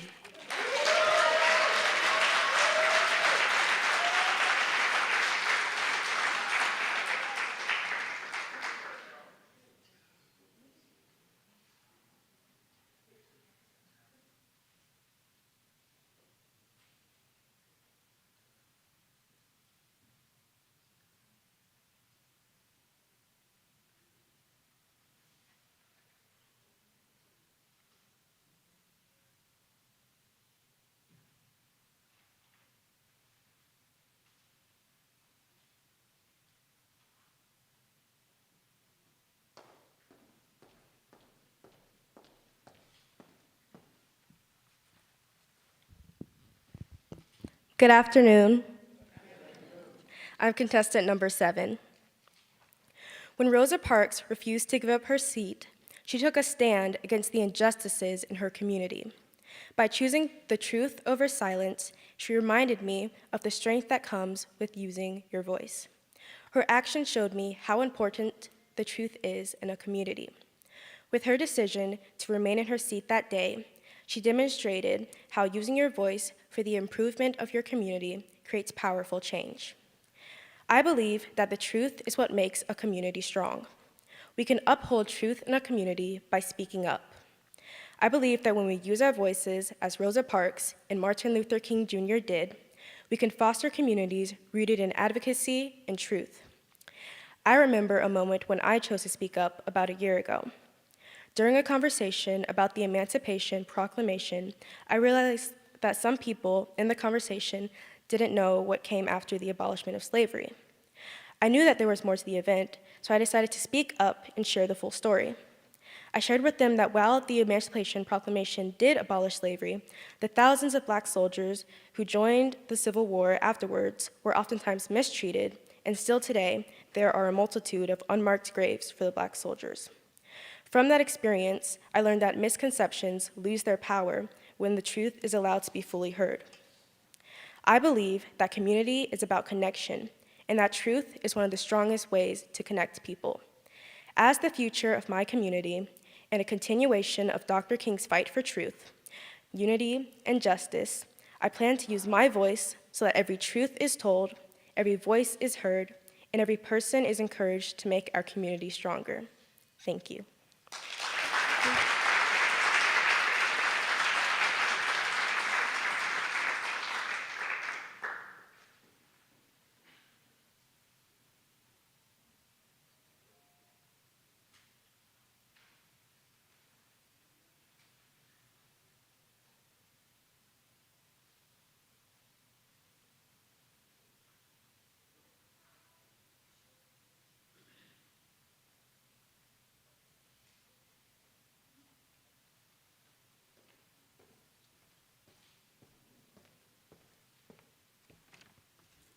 Good morning, everyone. Communities can be broken and battered, shattered and torn apart, and shot and shoved. Many communities in this world are like this. The world shapes them into cruel, unforgiving war zones that everybody has to suffer from, and that just isn't fair. There needs to be someone there to bring hope, inspire peace and harmony, and advocate for the changes of prosperity that all communities should be able to enjoy. To have a safe place to call home and come back to each day. A quote from MLK himself that I believe symbolizes what someone that wants changes for their community is: "We must not seek to defeat the enemy or humiliate them, but to win his friendship and understanding." someone that is willing to do whatever it takes to be the future and that beacon of light for their community, no matter how dispersed or broken it may be, because unlike others, they believe in change. They believe that their community can mend and grow with someone to lead that rehab, someone to be the advocate to make their community's future just look a little bit more brighter. There can be days that don't seem the brightest. It may feel like nobody is truly listening to you and your efforts are just in vain. But despite all that, we must still have hope, even when others don't. We must still fight and advocate for what's right, even when others can't. We must encourage others to stand with us as we make way for a new and better tomorrow. Because you, me, and many others are the future for our community. The path to change can never be easy. Many bumps and roadblocks will be faced, and that's okay. Big goals like changing a community doesn't get accomplished in one singular day, no matter how pleasing it sounds. It is a commitment that takes time, effort, and patience. From doing things like talking to important people and leading protests, to even the simple things like talking to somebody or helping somebody in need can help change the culture in our community for the better. Leading a movement or changing a community can take weeks, months, or even years just to see this small amount of change. But no matter what the outcome of it all is, it is always going to make that wait, that struggle, and that fighting worthwhile, no matter how hard you look at it. Thank you.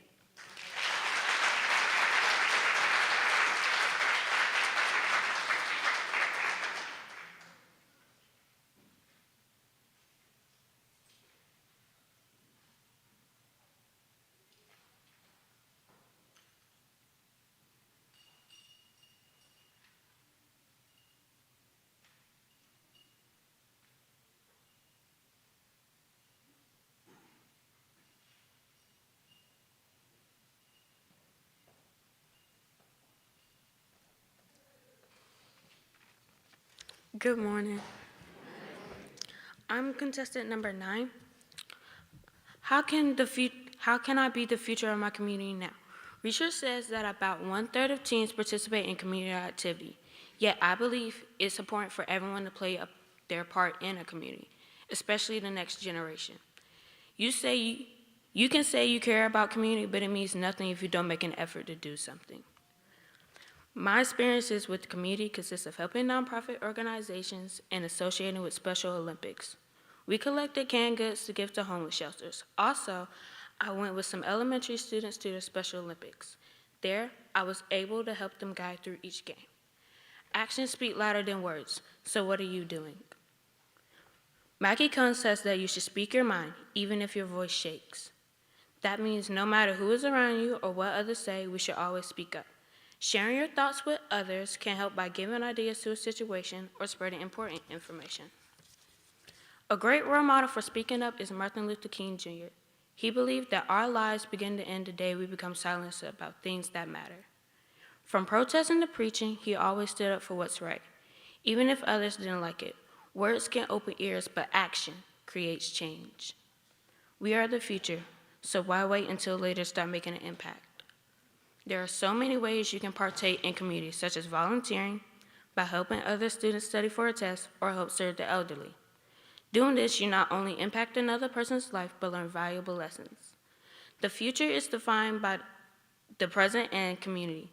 Community not only builds structure, but it builds character, which is why I believe it's important for everyone to play their role. Thank you.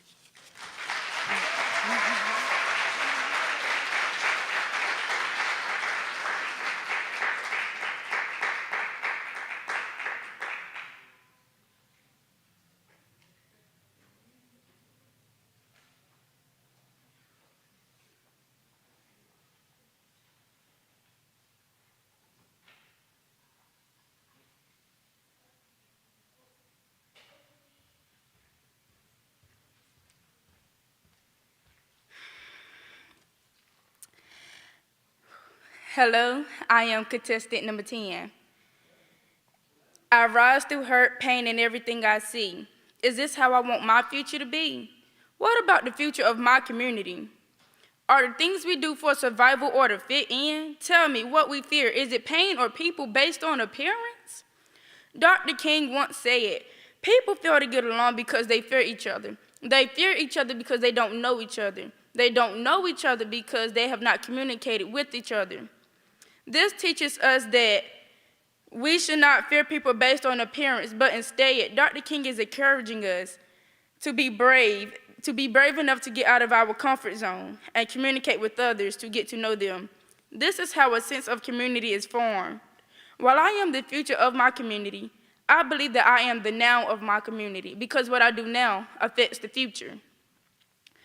People need someone to talk to, and when they find that person, community begins. Now, I use my time to build community by listening to others' issues and concerns and offering them feedback or scenarios to help them achieve greater success. Now I get out of my comfort zone by using my talents of dance and spoken word to inspire my community. I dance as a way to show others that they can be themselves, express passion, and have confidence in what they do. There are youth in my community who have a voice but are afraid to use it. There was a time in my life I was afraid to use my voice and speak in front of large crowds. I was frustrated because I knew I had something to share, but I didn't know how to put it into words. Then I discovered poems by Maya Angelou, and knew poetry was the way to express myself. I am now surrounded by a community of poets who are passionate about expressing themselves. Maya Angelou had this to say about the community: "We are not our brother's keeper. We are our brothers and we are our sisters. We must see past complexion and see community." To the people in the audience, please close your eyes. Picture what a perfect community looks like to you. Does fear exist in this community? Is there open communication in this community? Is there joy in getting to know others? If your answer is not yes to all three, then there is something that is still holding you back. Please open your eyes. My challenge to you is to see others the way you see yourself, love others the way you love yourself, and speak to others well, the way you speak to yourself well. Now to ensure we have a bright future for our community.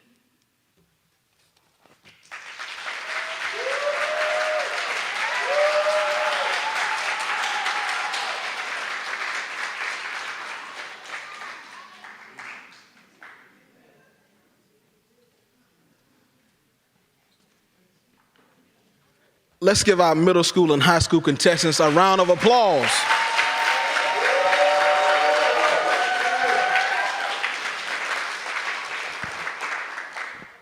At this time, the judges are now excused.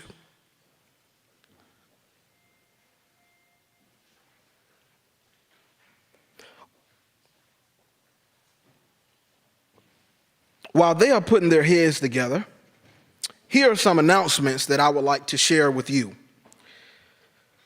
First place winners in categories A and B of this competition will deliver their speeches at the MLK Unity Breakfast on January 19th at 7 a.m. at Rocky Mount Event Center, located downtown at 285 Northeast Main Street, Rocky Mount, North Carolina. Zip code is 27801. First place winners in categories A and B are invited to share their winning speeches at Ebenezer Baptist Church annual candlelight service on Saturday, January 24th at 4 p.m. All events are free to the public. In addition, the first place winners will receive $175, the second place winner $150, and the third place winner will receive $125. The Origin of the Dream, a feature-length documentary film and mixed media project that illuminates the unexplored intersections of two 20th centuries foremost African-American visionaries, poet Langston Hughes and civil rights leader Dr. Martin Luther King. Panel discussion with the filmmaker and expert on the topic of American civil rights history to following the screening.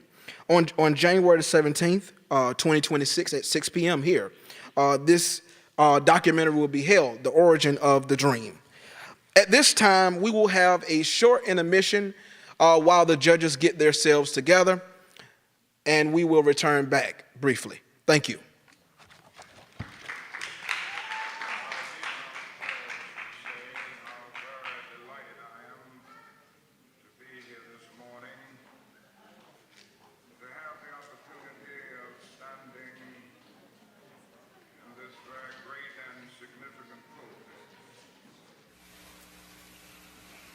I need not pause to say how very delighted I am to be here this morning, to have the opportunity of standing in this very great and significant pulpit. And I do want to express my deep personal appreciation to Dean Sayer and all of the cathedral clergy for extending the invitation. It is always a rich and rewarding experience to take a brief break from our day-to-day demands in the struggle for freedom and human dignity and discuss the issues involved in that struggle with concerned friends of goodwill all over our nation. And certainly it is always a deep and meaningful experience to be in a worship service. And so for many reasons, I'm happy to be here today. I would like to use as a subject from which to preach this morning, remaining awake through a great revolution. And the text for the morning is found in the book of Revelation. There are two passages there that I would like to quote.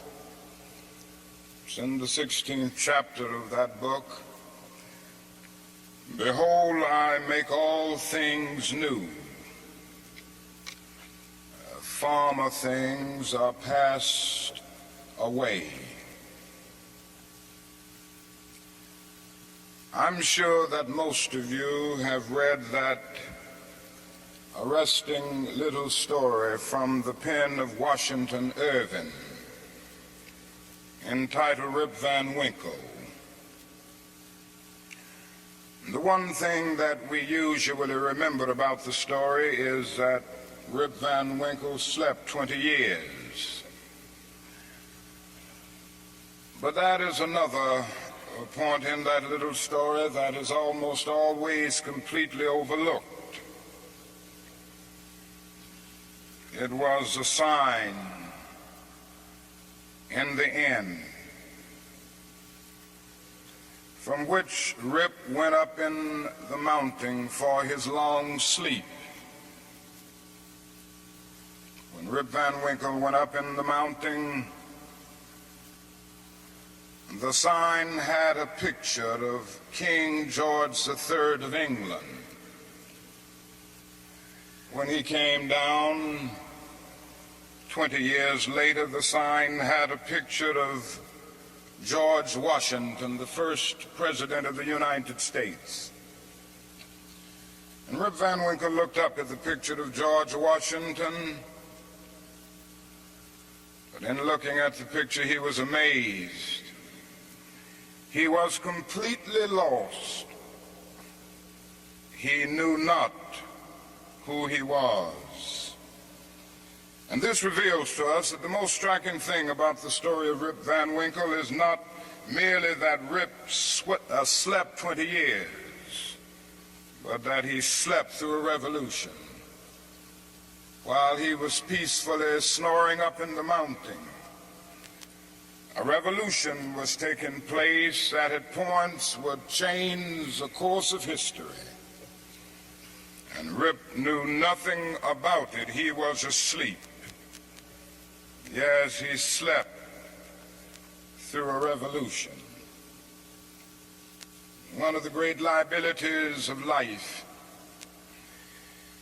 is that all too many people find themselves living amid a great period of social change. and yet they fail to develop the new attitudes, the new mental responses that the new situation demands. They end up sleeping through a revolution. There can be no gainsaying of the fact that the great revolution has taken place in the world today. In the sense it is a triple revolution. That is a technological revolution with the impact of automation and cybernation. Then that is a revolution in weaponry with the emergence of atomic and nuclear weapons of warfare. Then that is a human rights revolution with the freedom explosion that has taken place all over the world. Yes, we do live in a period where changes are taking place. And that is still a voice crying through the vista of time, saying, "Behold, I make all things new. Former things are passed away." Now, whenever anything new comes into history, it brings with it new challenges and new opportunities. And I would like to deal with the challenges that we face today as a result of this triple revolution that has taken place in the world today. First, we are challenged to develop a world perspective. No individual can live alone. No nation can live alone. And anyone who feels that he can live alone is sleeping through a revolution. The world in which we live is geographically one. The challenge that we face today is to make it one in terms of brotherhood. Now, it's true that the geographical oneness of this age has come into being to a large extent through modern man's scientific ingenuity. Modern man, through his scientific genius, has been able to dwarf distance and place time in chains. And our jet planes have compressed into minutes distances that once took weeks and even months. All of this tells us that our world is a neighborhood. Through our scientific and technological genius, we have made of this world a neighborhood, and yet we have not had the ethical commitment to make of it a brotherhood. But somehow and in some way we've got to do this. We must all learn to live together as brothers, or we will all perish together as fools. We are tied together in the single garment of destiny, caught in an inescapable network of mutuality. And whatever affects one directly affects all indirectly. For some strange reason, I can never be what I ought to be until you are what you ought to be. And you can never be what you ought to be until I am what I ought to be. This is the way God's universe is made. This is the way it is structured. John Donne caught it years ago and placed it in graphic terms. No man is an island entire of itself. Every man is a piece of the continent, a part of the main. And he goes on toward the end to say, any man's death diminishes me because I am involved in mankind. Therefore never sin to know for whom the bell tolls. It tolls for thee. We must see this, believe this, and live by it if we are to remain awake through a great revolution. Secondly, we are challenged to eradicate the last vestiges of racial injustice from our nation. I must say this morning that racial injustice is still the black man's burden and the white man's shame. It is an unhappy truth that racism is a way of life for the vast majority of white Americans, spoken and unspoken, acknowledged and denied, subtle and sometimes not so subtle. The disease of racism permeates and poisons a whole body politic. And I can see nothing more urgent than for America to work passionately and unrelentingly to get rid of the disease of racism. Something positive must be done. Everyone must share in the guilt, as individuals and as institutions. The government must certainly share the guilt. Individuals must share the guilt. Even the church must share the guilt. We must face the sad fact at 11 o'clock on Sunday morning when we stand to sing, "In Christ there is no east nor west." We stand in the most segregated hour of America.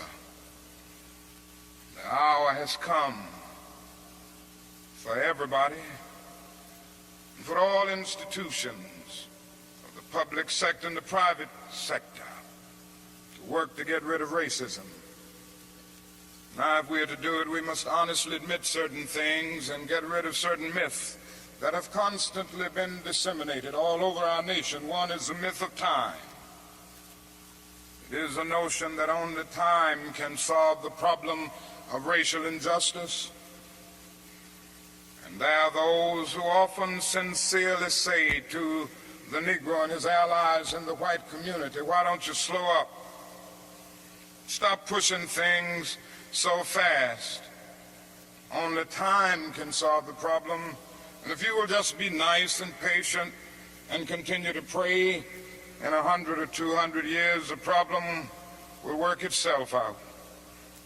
Well, that is an answer to that myth. And it is that time is neutral.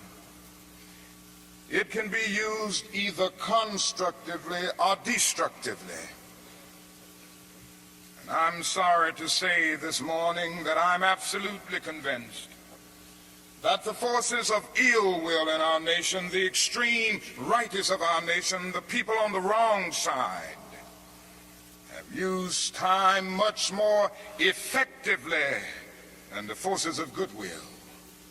And it may well be that we will have to repent in this generation, not merely for the vitriolic words and the violent actions of the bad people, but for the appalling silence and indifference of the good people who sit around and say, "Wait on time."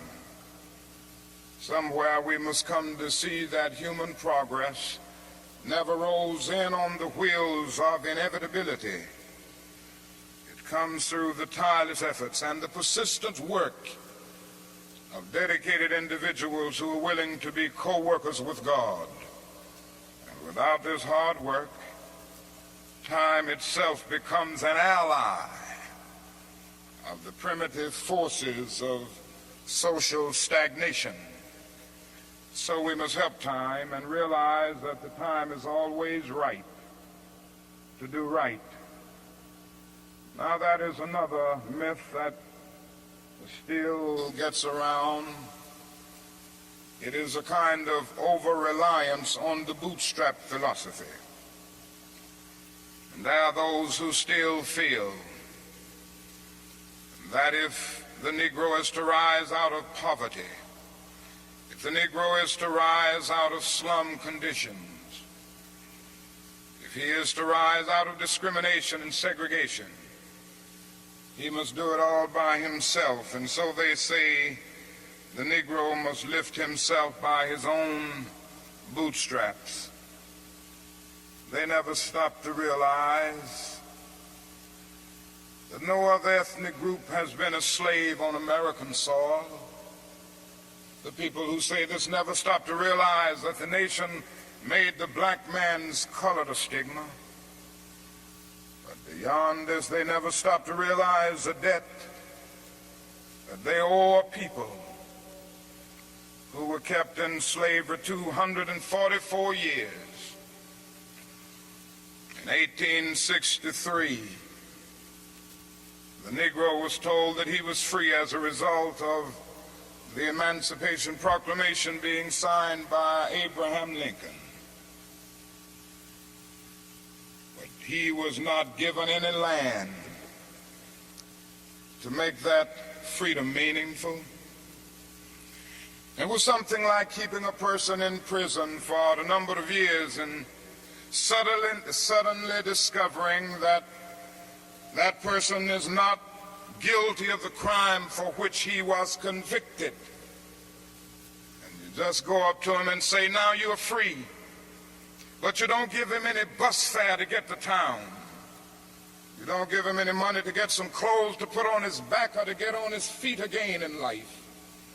Every code of jurisprudence would rise up against this. And yet this is the very thing that our nation did to the black man. It simply said you're free, and it left him there penniless, illiterate, not knowing what to do. And the irony of it all is that at the same time that the nation failed to do anything for the black man, through an act of Congress, it was giving away millions of acres of land in the West and the Midwest, which meant that it was willing to undergird its white peasants from Europe with an economic floor. But not only did it give the land, it built land-grant colleges to teach them how to farm. Not only that, it provided county agents to further their expertise in farming. Not only that, as the years unfolded, it provided low interest rates so that they could mechanize our farms. And to this day, thousands of these very persons are receiving millions of dollars in federal subsidies every year not to farm. And these are so often the very people who tell Negroes that they must lift themselves by their own bootstraps. It's all right to tell a man to lift himself by his own bootstraps, but it is a cruel jest to say to a bootless man that he ought to lift himself by his own bootstraps. We must come to see that the roots of racism are very deep in our country. And there must be something positive and massive in order to get rid of all of the effects of racism and the tragedies of racial injustice. Now that is another thing closely related to racism that I would like to mention as another challenge. We are challenged to rid our nation and the world of poverty. Like a monstrous octopus, poverty spreads its nagging, prehensile tentacles into hamlets and villages all over our world. 2/3 of the peoples of the world go to bed hungry tonight. They are ill-housed, they are ill-nourished, they are shabbily clad. I've seen it in Latin America, I've seen it in Africa. I've seen this poverty in Asia. I remember some years ago, Mrs. King and I journeyed to that great country known as India. And I never will forget the experience. It was a marvelous experience to meet and talk with the great leaders of India, to meet and talk with and speak to thousands and thousands of people all over that vast country. These experiences will remain dear to me as long as the cords of memory shall lengthen. But I say to you this morning, my friends, there were those depressing moments. How can one avoid being depressed when he sees with his own eyes evidences of millions of people going to bed hungry at night? How can one avoid being depressed when he sees with his own eyes God's children sleeping on the sidewalks at night? In Bombay, more than 1 million people sleep on the sidewalks every night. In Calcutta, more than 600,000 sleep on the sidewalks every night. They have no beds to sleep in. They have no houses to go in. How can one avoid being depressed when he discovers that out of India's population of more than 500 million people, some 480 million make an annual income of less than $90 a year, and most of them have never seen a doctor or a dentist.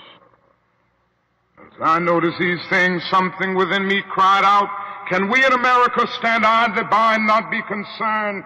And an answer came, oh no, because the destiny of the United States is tied up with the destiny of India and every other nation. And I started thinking of the fact that we spend in America millions of dollars a day to store surplus food. And I said to myself, I know where we can store that food free of charge, in the wrinkled stomachs of the millions of God's children all over the world who go to bed hungry at night.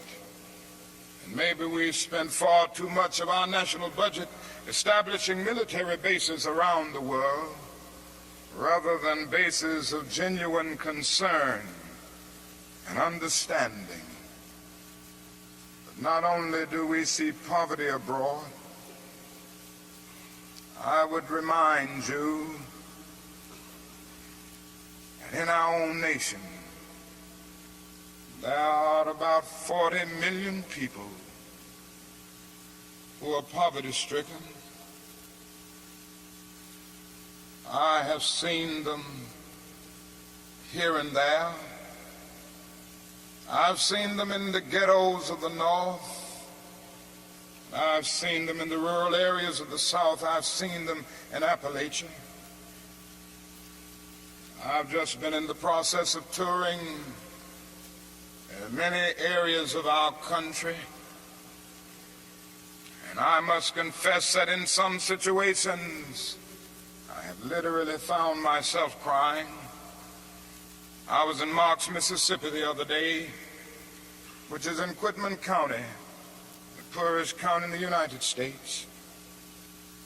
I tell you, I saw hundreds of little black boys and black girls walking the streets with no shoes to wear. I saw their mothers and their fathers trying to carry on a little Head Start program, but they had no money. The federal government hadn't funded them. They were trying to carry on, and they raised a little money here and there, trying to get a little food to feed the children, trying to teach them a little something. And I saw mothers and fathers who said to me, not only were they unemployed, but they didn't get any kind of income, no old age pension, no welfare check or anything. I said, how do you live? And they say, well, we go around to the neighbors and ask them for a little something. When the berry season comes, we pick berries. When the rabbit season comes, we hunt and catch a few rabbits. And that's about it. And I was in Newark and Harlem just this week. And I walked in to the homes of welfare mothers. I saw them in conditions, no, not with wall-to-wall carpet, but wall-to-wall rats and roaches. I stood in an apartment, and this welfare mother said to me, the landlord will not repair this place. I've been here 2 years. He hadn't made a single repair. She pointed out her little boy who was a victim of lead poisoning. She pointed out the walls with all of the ceiling falling through. She showed me the holes where the rats came in. She said night after night we have to stay awake, keep the rats and the roaches from getting to the children.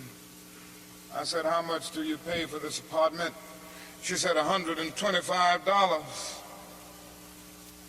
I looked and I thought and said to myself, it isn't worth $60.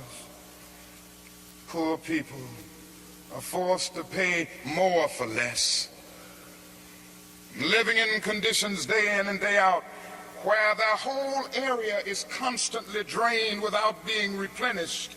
It becomes a kind of domestic colony. And the tragedy is so often these 40 million people are invisible because America is so affluent, so rich, because our expressways carry us away from the ghetto. We don't see the poor. Jesus told a parable one day, and he reminded us that a man went to hell because he didn't see the poor. His name was Dives. He was a rich man. And there was a man by the name of Lazarus, who was a poor man, but not only was he poor, he was sick. Sores were all over his body. He was so weak that he could hardly move. But he managed to get to the gate of Dives every day, wanting just to have the crumbs that would fall from his table. Dives did nothing about it. And the parable ends saying, Dives went to hell, and there was a fixed gulf now between Lazarus and Dives. Now, that is nothing in that parable which says that Dives went to hell because he was rich. Jesus never made a universal indictment against all wealth. It is true that one day a rich young ruler came to him and he advised him to sell all, but in that instance Jesus was prescribing individual surgery and not setting forth a universal diagnosis. And if you will look at that parable with all of its symbolism, you will remember that a conversation took place between heaven and hell, and on the other end of that long distance call between heaven and hell was Abraham in heaven, talking to Dives in hell. Now, Abraham was a very rich man. If you go back to the Old Testament, you see that he was the richest man of his days. So it was not a rich man in hell talking with a poor man in heaven. It was a little millionaire in hell talking with a multimillionaire in heaven. Dives didn't go to hell because he was rich. Dives didn't realize that his wealth was his opportunity. It was his opportunity to bridge the gulf that separated him from his brother Lazarus. Dives went to hell because he passed by Lazarus every day and he never really saw him. He went to hell because he allowed his brother to become invisible. Dives went to hell because he maximized the minimum and minimized the maximum. Indeed, Dives went to hell because he sought to be a conscientious objector in the war against poverty. And this can happen to America, the richest nation in the world. There's nothing wrong with that. This is America's opportunity help bridge the gulf between the haves and the have-nots. And the question is whether America will do it. There's nothing new about poverty. What is new is that we now have the techniques and the resources to get rid of poverty. But the real question is whether we have the will. In a few weeks, some of us are coming to Washington to see if the will is still alive, or if it is alive in this nation. We're coming to Washington in a poor people's campaign. Yes, we're going to bring the tired, the poor, the huddled masses. We're going to bring those who have known long years of hurt and neglect. We're going to bring those who've come to feel that life is a long and desolate corridor with no exit sign.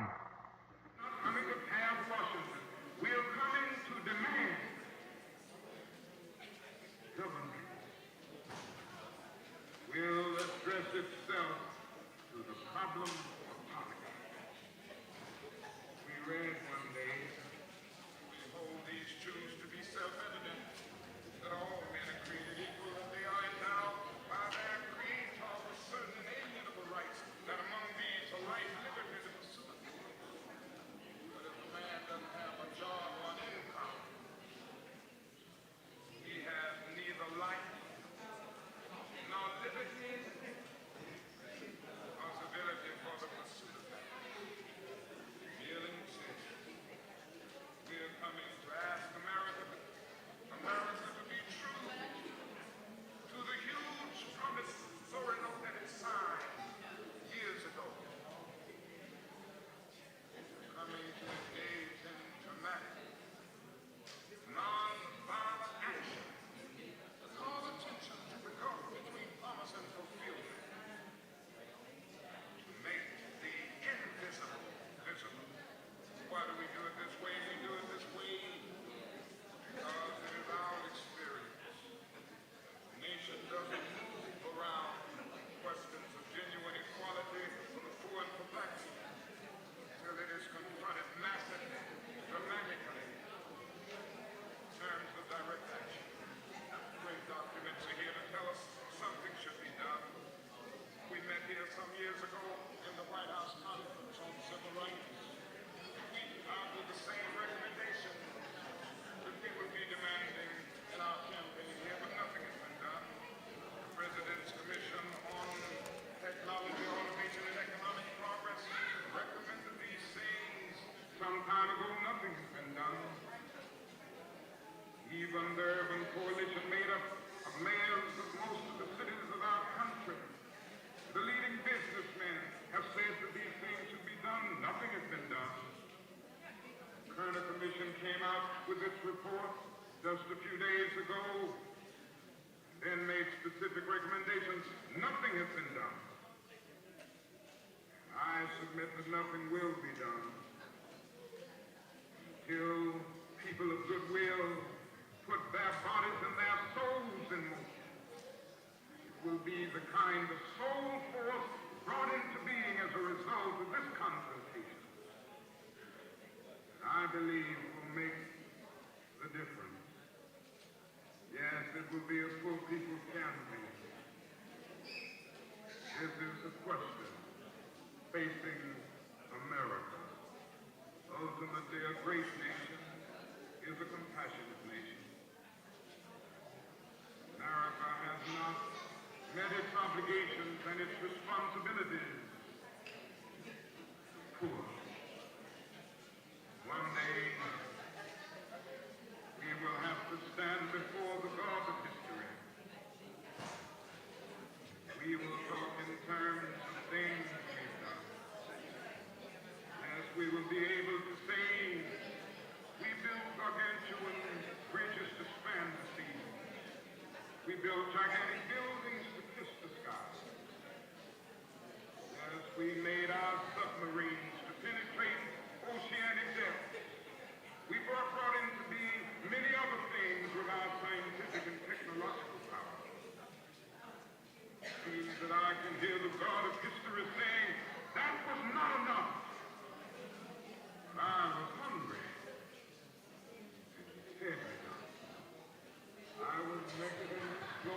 not. I was devoid of a decent sanitary house to live in, and ye provided no shelter. Consequently, you cannot enter the kingdom of grace. Do it unto the least of these, my brethren. Do it unto me. That's the question facing America today. I want to say one other challenge we face, simply that we must find an alternative. War and bloodshed. Anyone who feels that there's still a lot of people who feel that war can solve the social problems facing mankind. Sleeping through a revolution.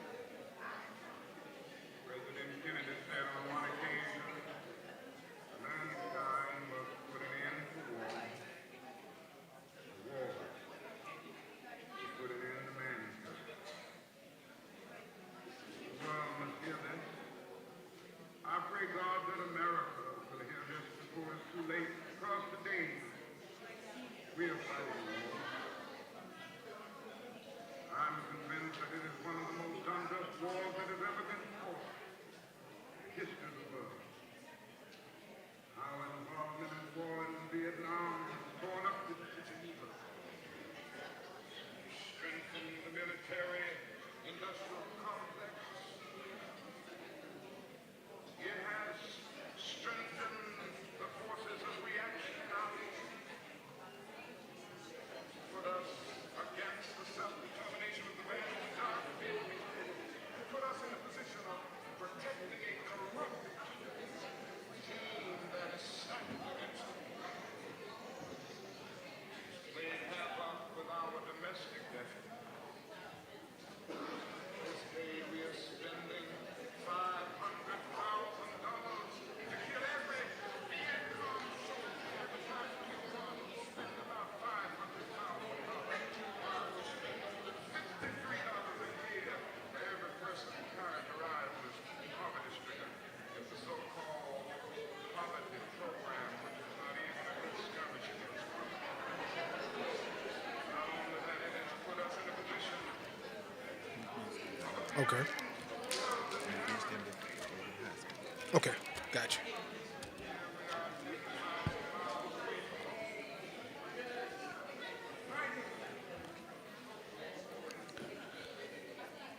I would like to ask all contestants to come on stage for the presentation of certificates.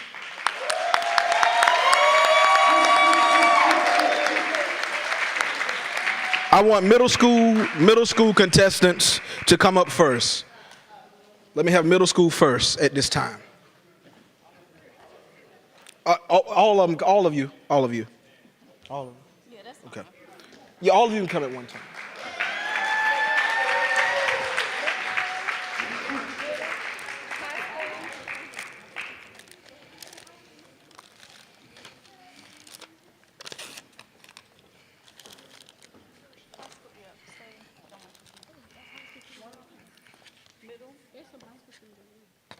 Okay.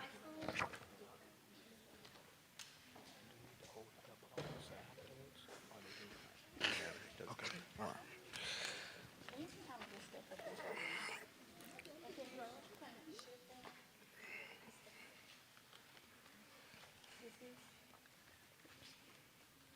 All right. At this time, we're going to give out the certificates. The first name for middle school is Maya Battle.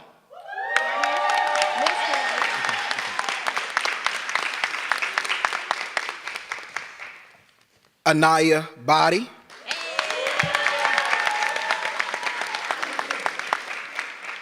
Ayana Body. David Branch.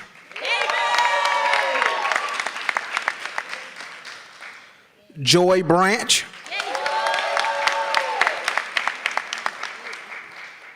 El Blazo Bryant Jr.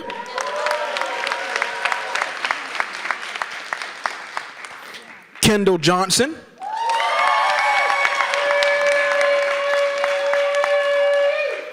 Harper Logan, Xavier Williams,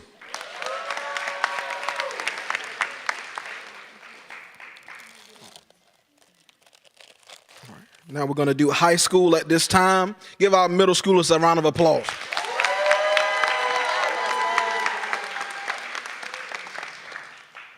Lou Abba,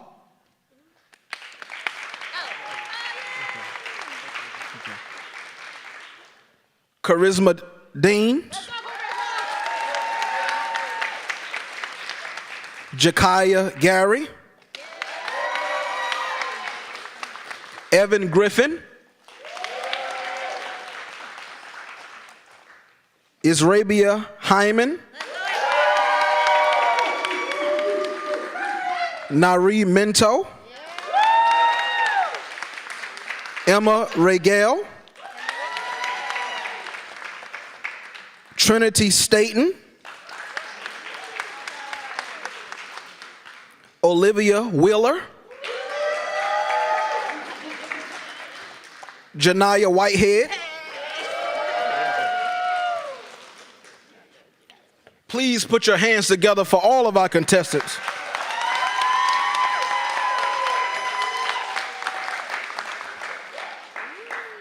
Now the moment we have all been waiting for, the final decision of the judges. I would like to ask one of our judges to please come forward and let us know the winners in category A, beginning with third place.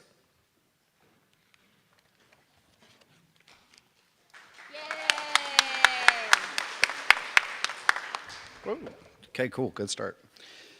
All right, good morning, afternoon, whichever. I just want to take a few seconds and speak for the other judges and say thank you. Thank you to all of you. You did a fantastic job. Setting an alarm clock on a Saturday morning is not my favorite way to spend it, but I'm genuinely thankful for the time I got to spend with you. So with that said, I'll stop talking and tell you what you want to know. So in category A, third place was number 9.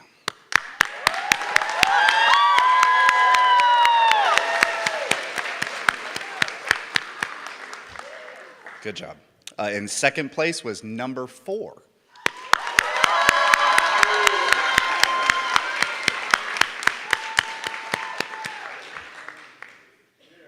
Do you guys want to know first place? Yeah, okay. All right, first place was number 8.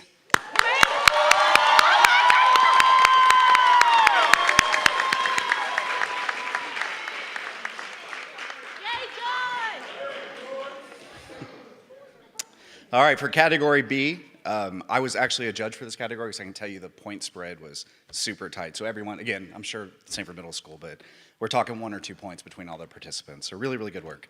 With that said, third place is number 7.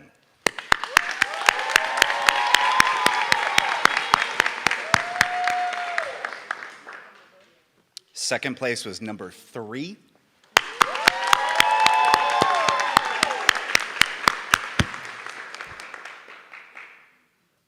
All right, your first place category B winner is number 2.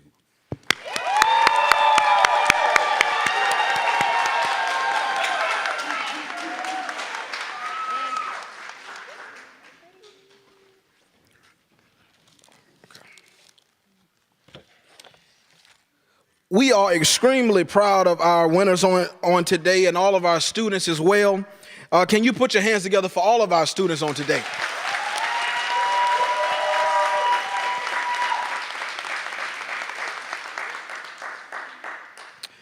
We thank the members also of the MLK Commission for their hard work. We want to recognize them by their name. I don't have a program, but we do want to thank all of the MLK Commission for their hard work. We thank all of you for your hard work. If the MLK Commission, I don't know if you all can just stand briefly because I don't have a program up here with me, but just stand briefly. Please put your hands together because they make these programs what it is. So we want to thank all of you on today. And we also would like to thank the human relations staff. We would like to say a big thank you to Miss Felicia Hunter.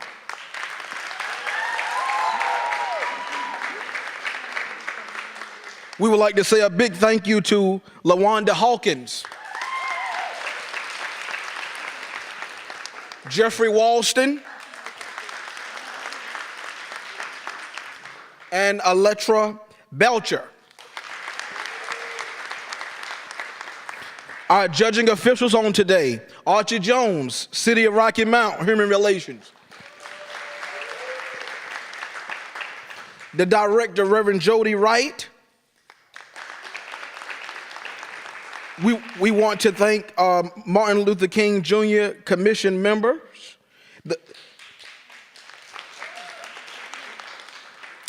the judges, timekeepers, parents, elected officials, Imperial Center staff, and most of all the contestants.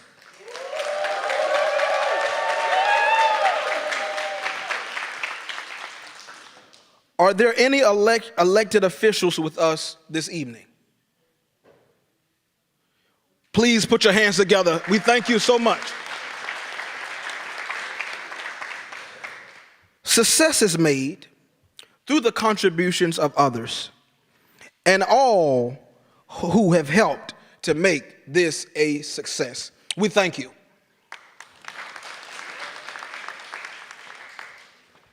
And at this time, we're gonna give all of our contestants another applause, and we thank you again for coming to join us on today.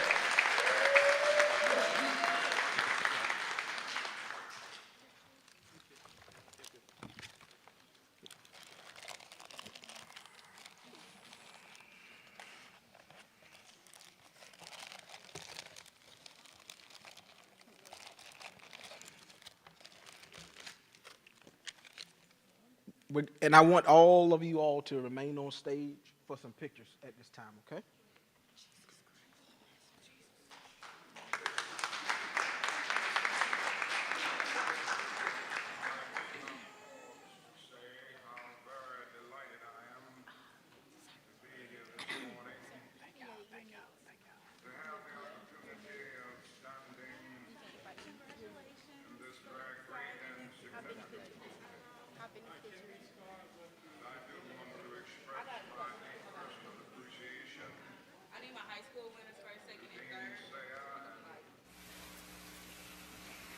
I need not pause to say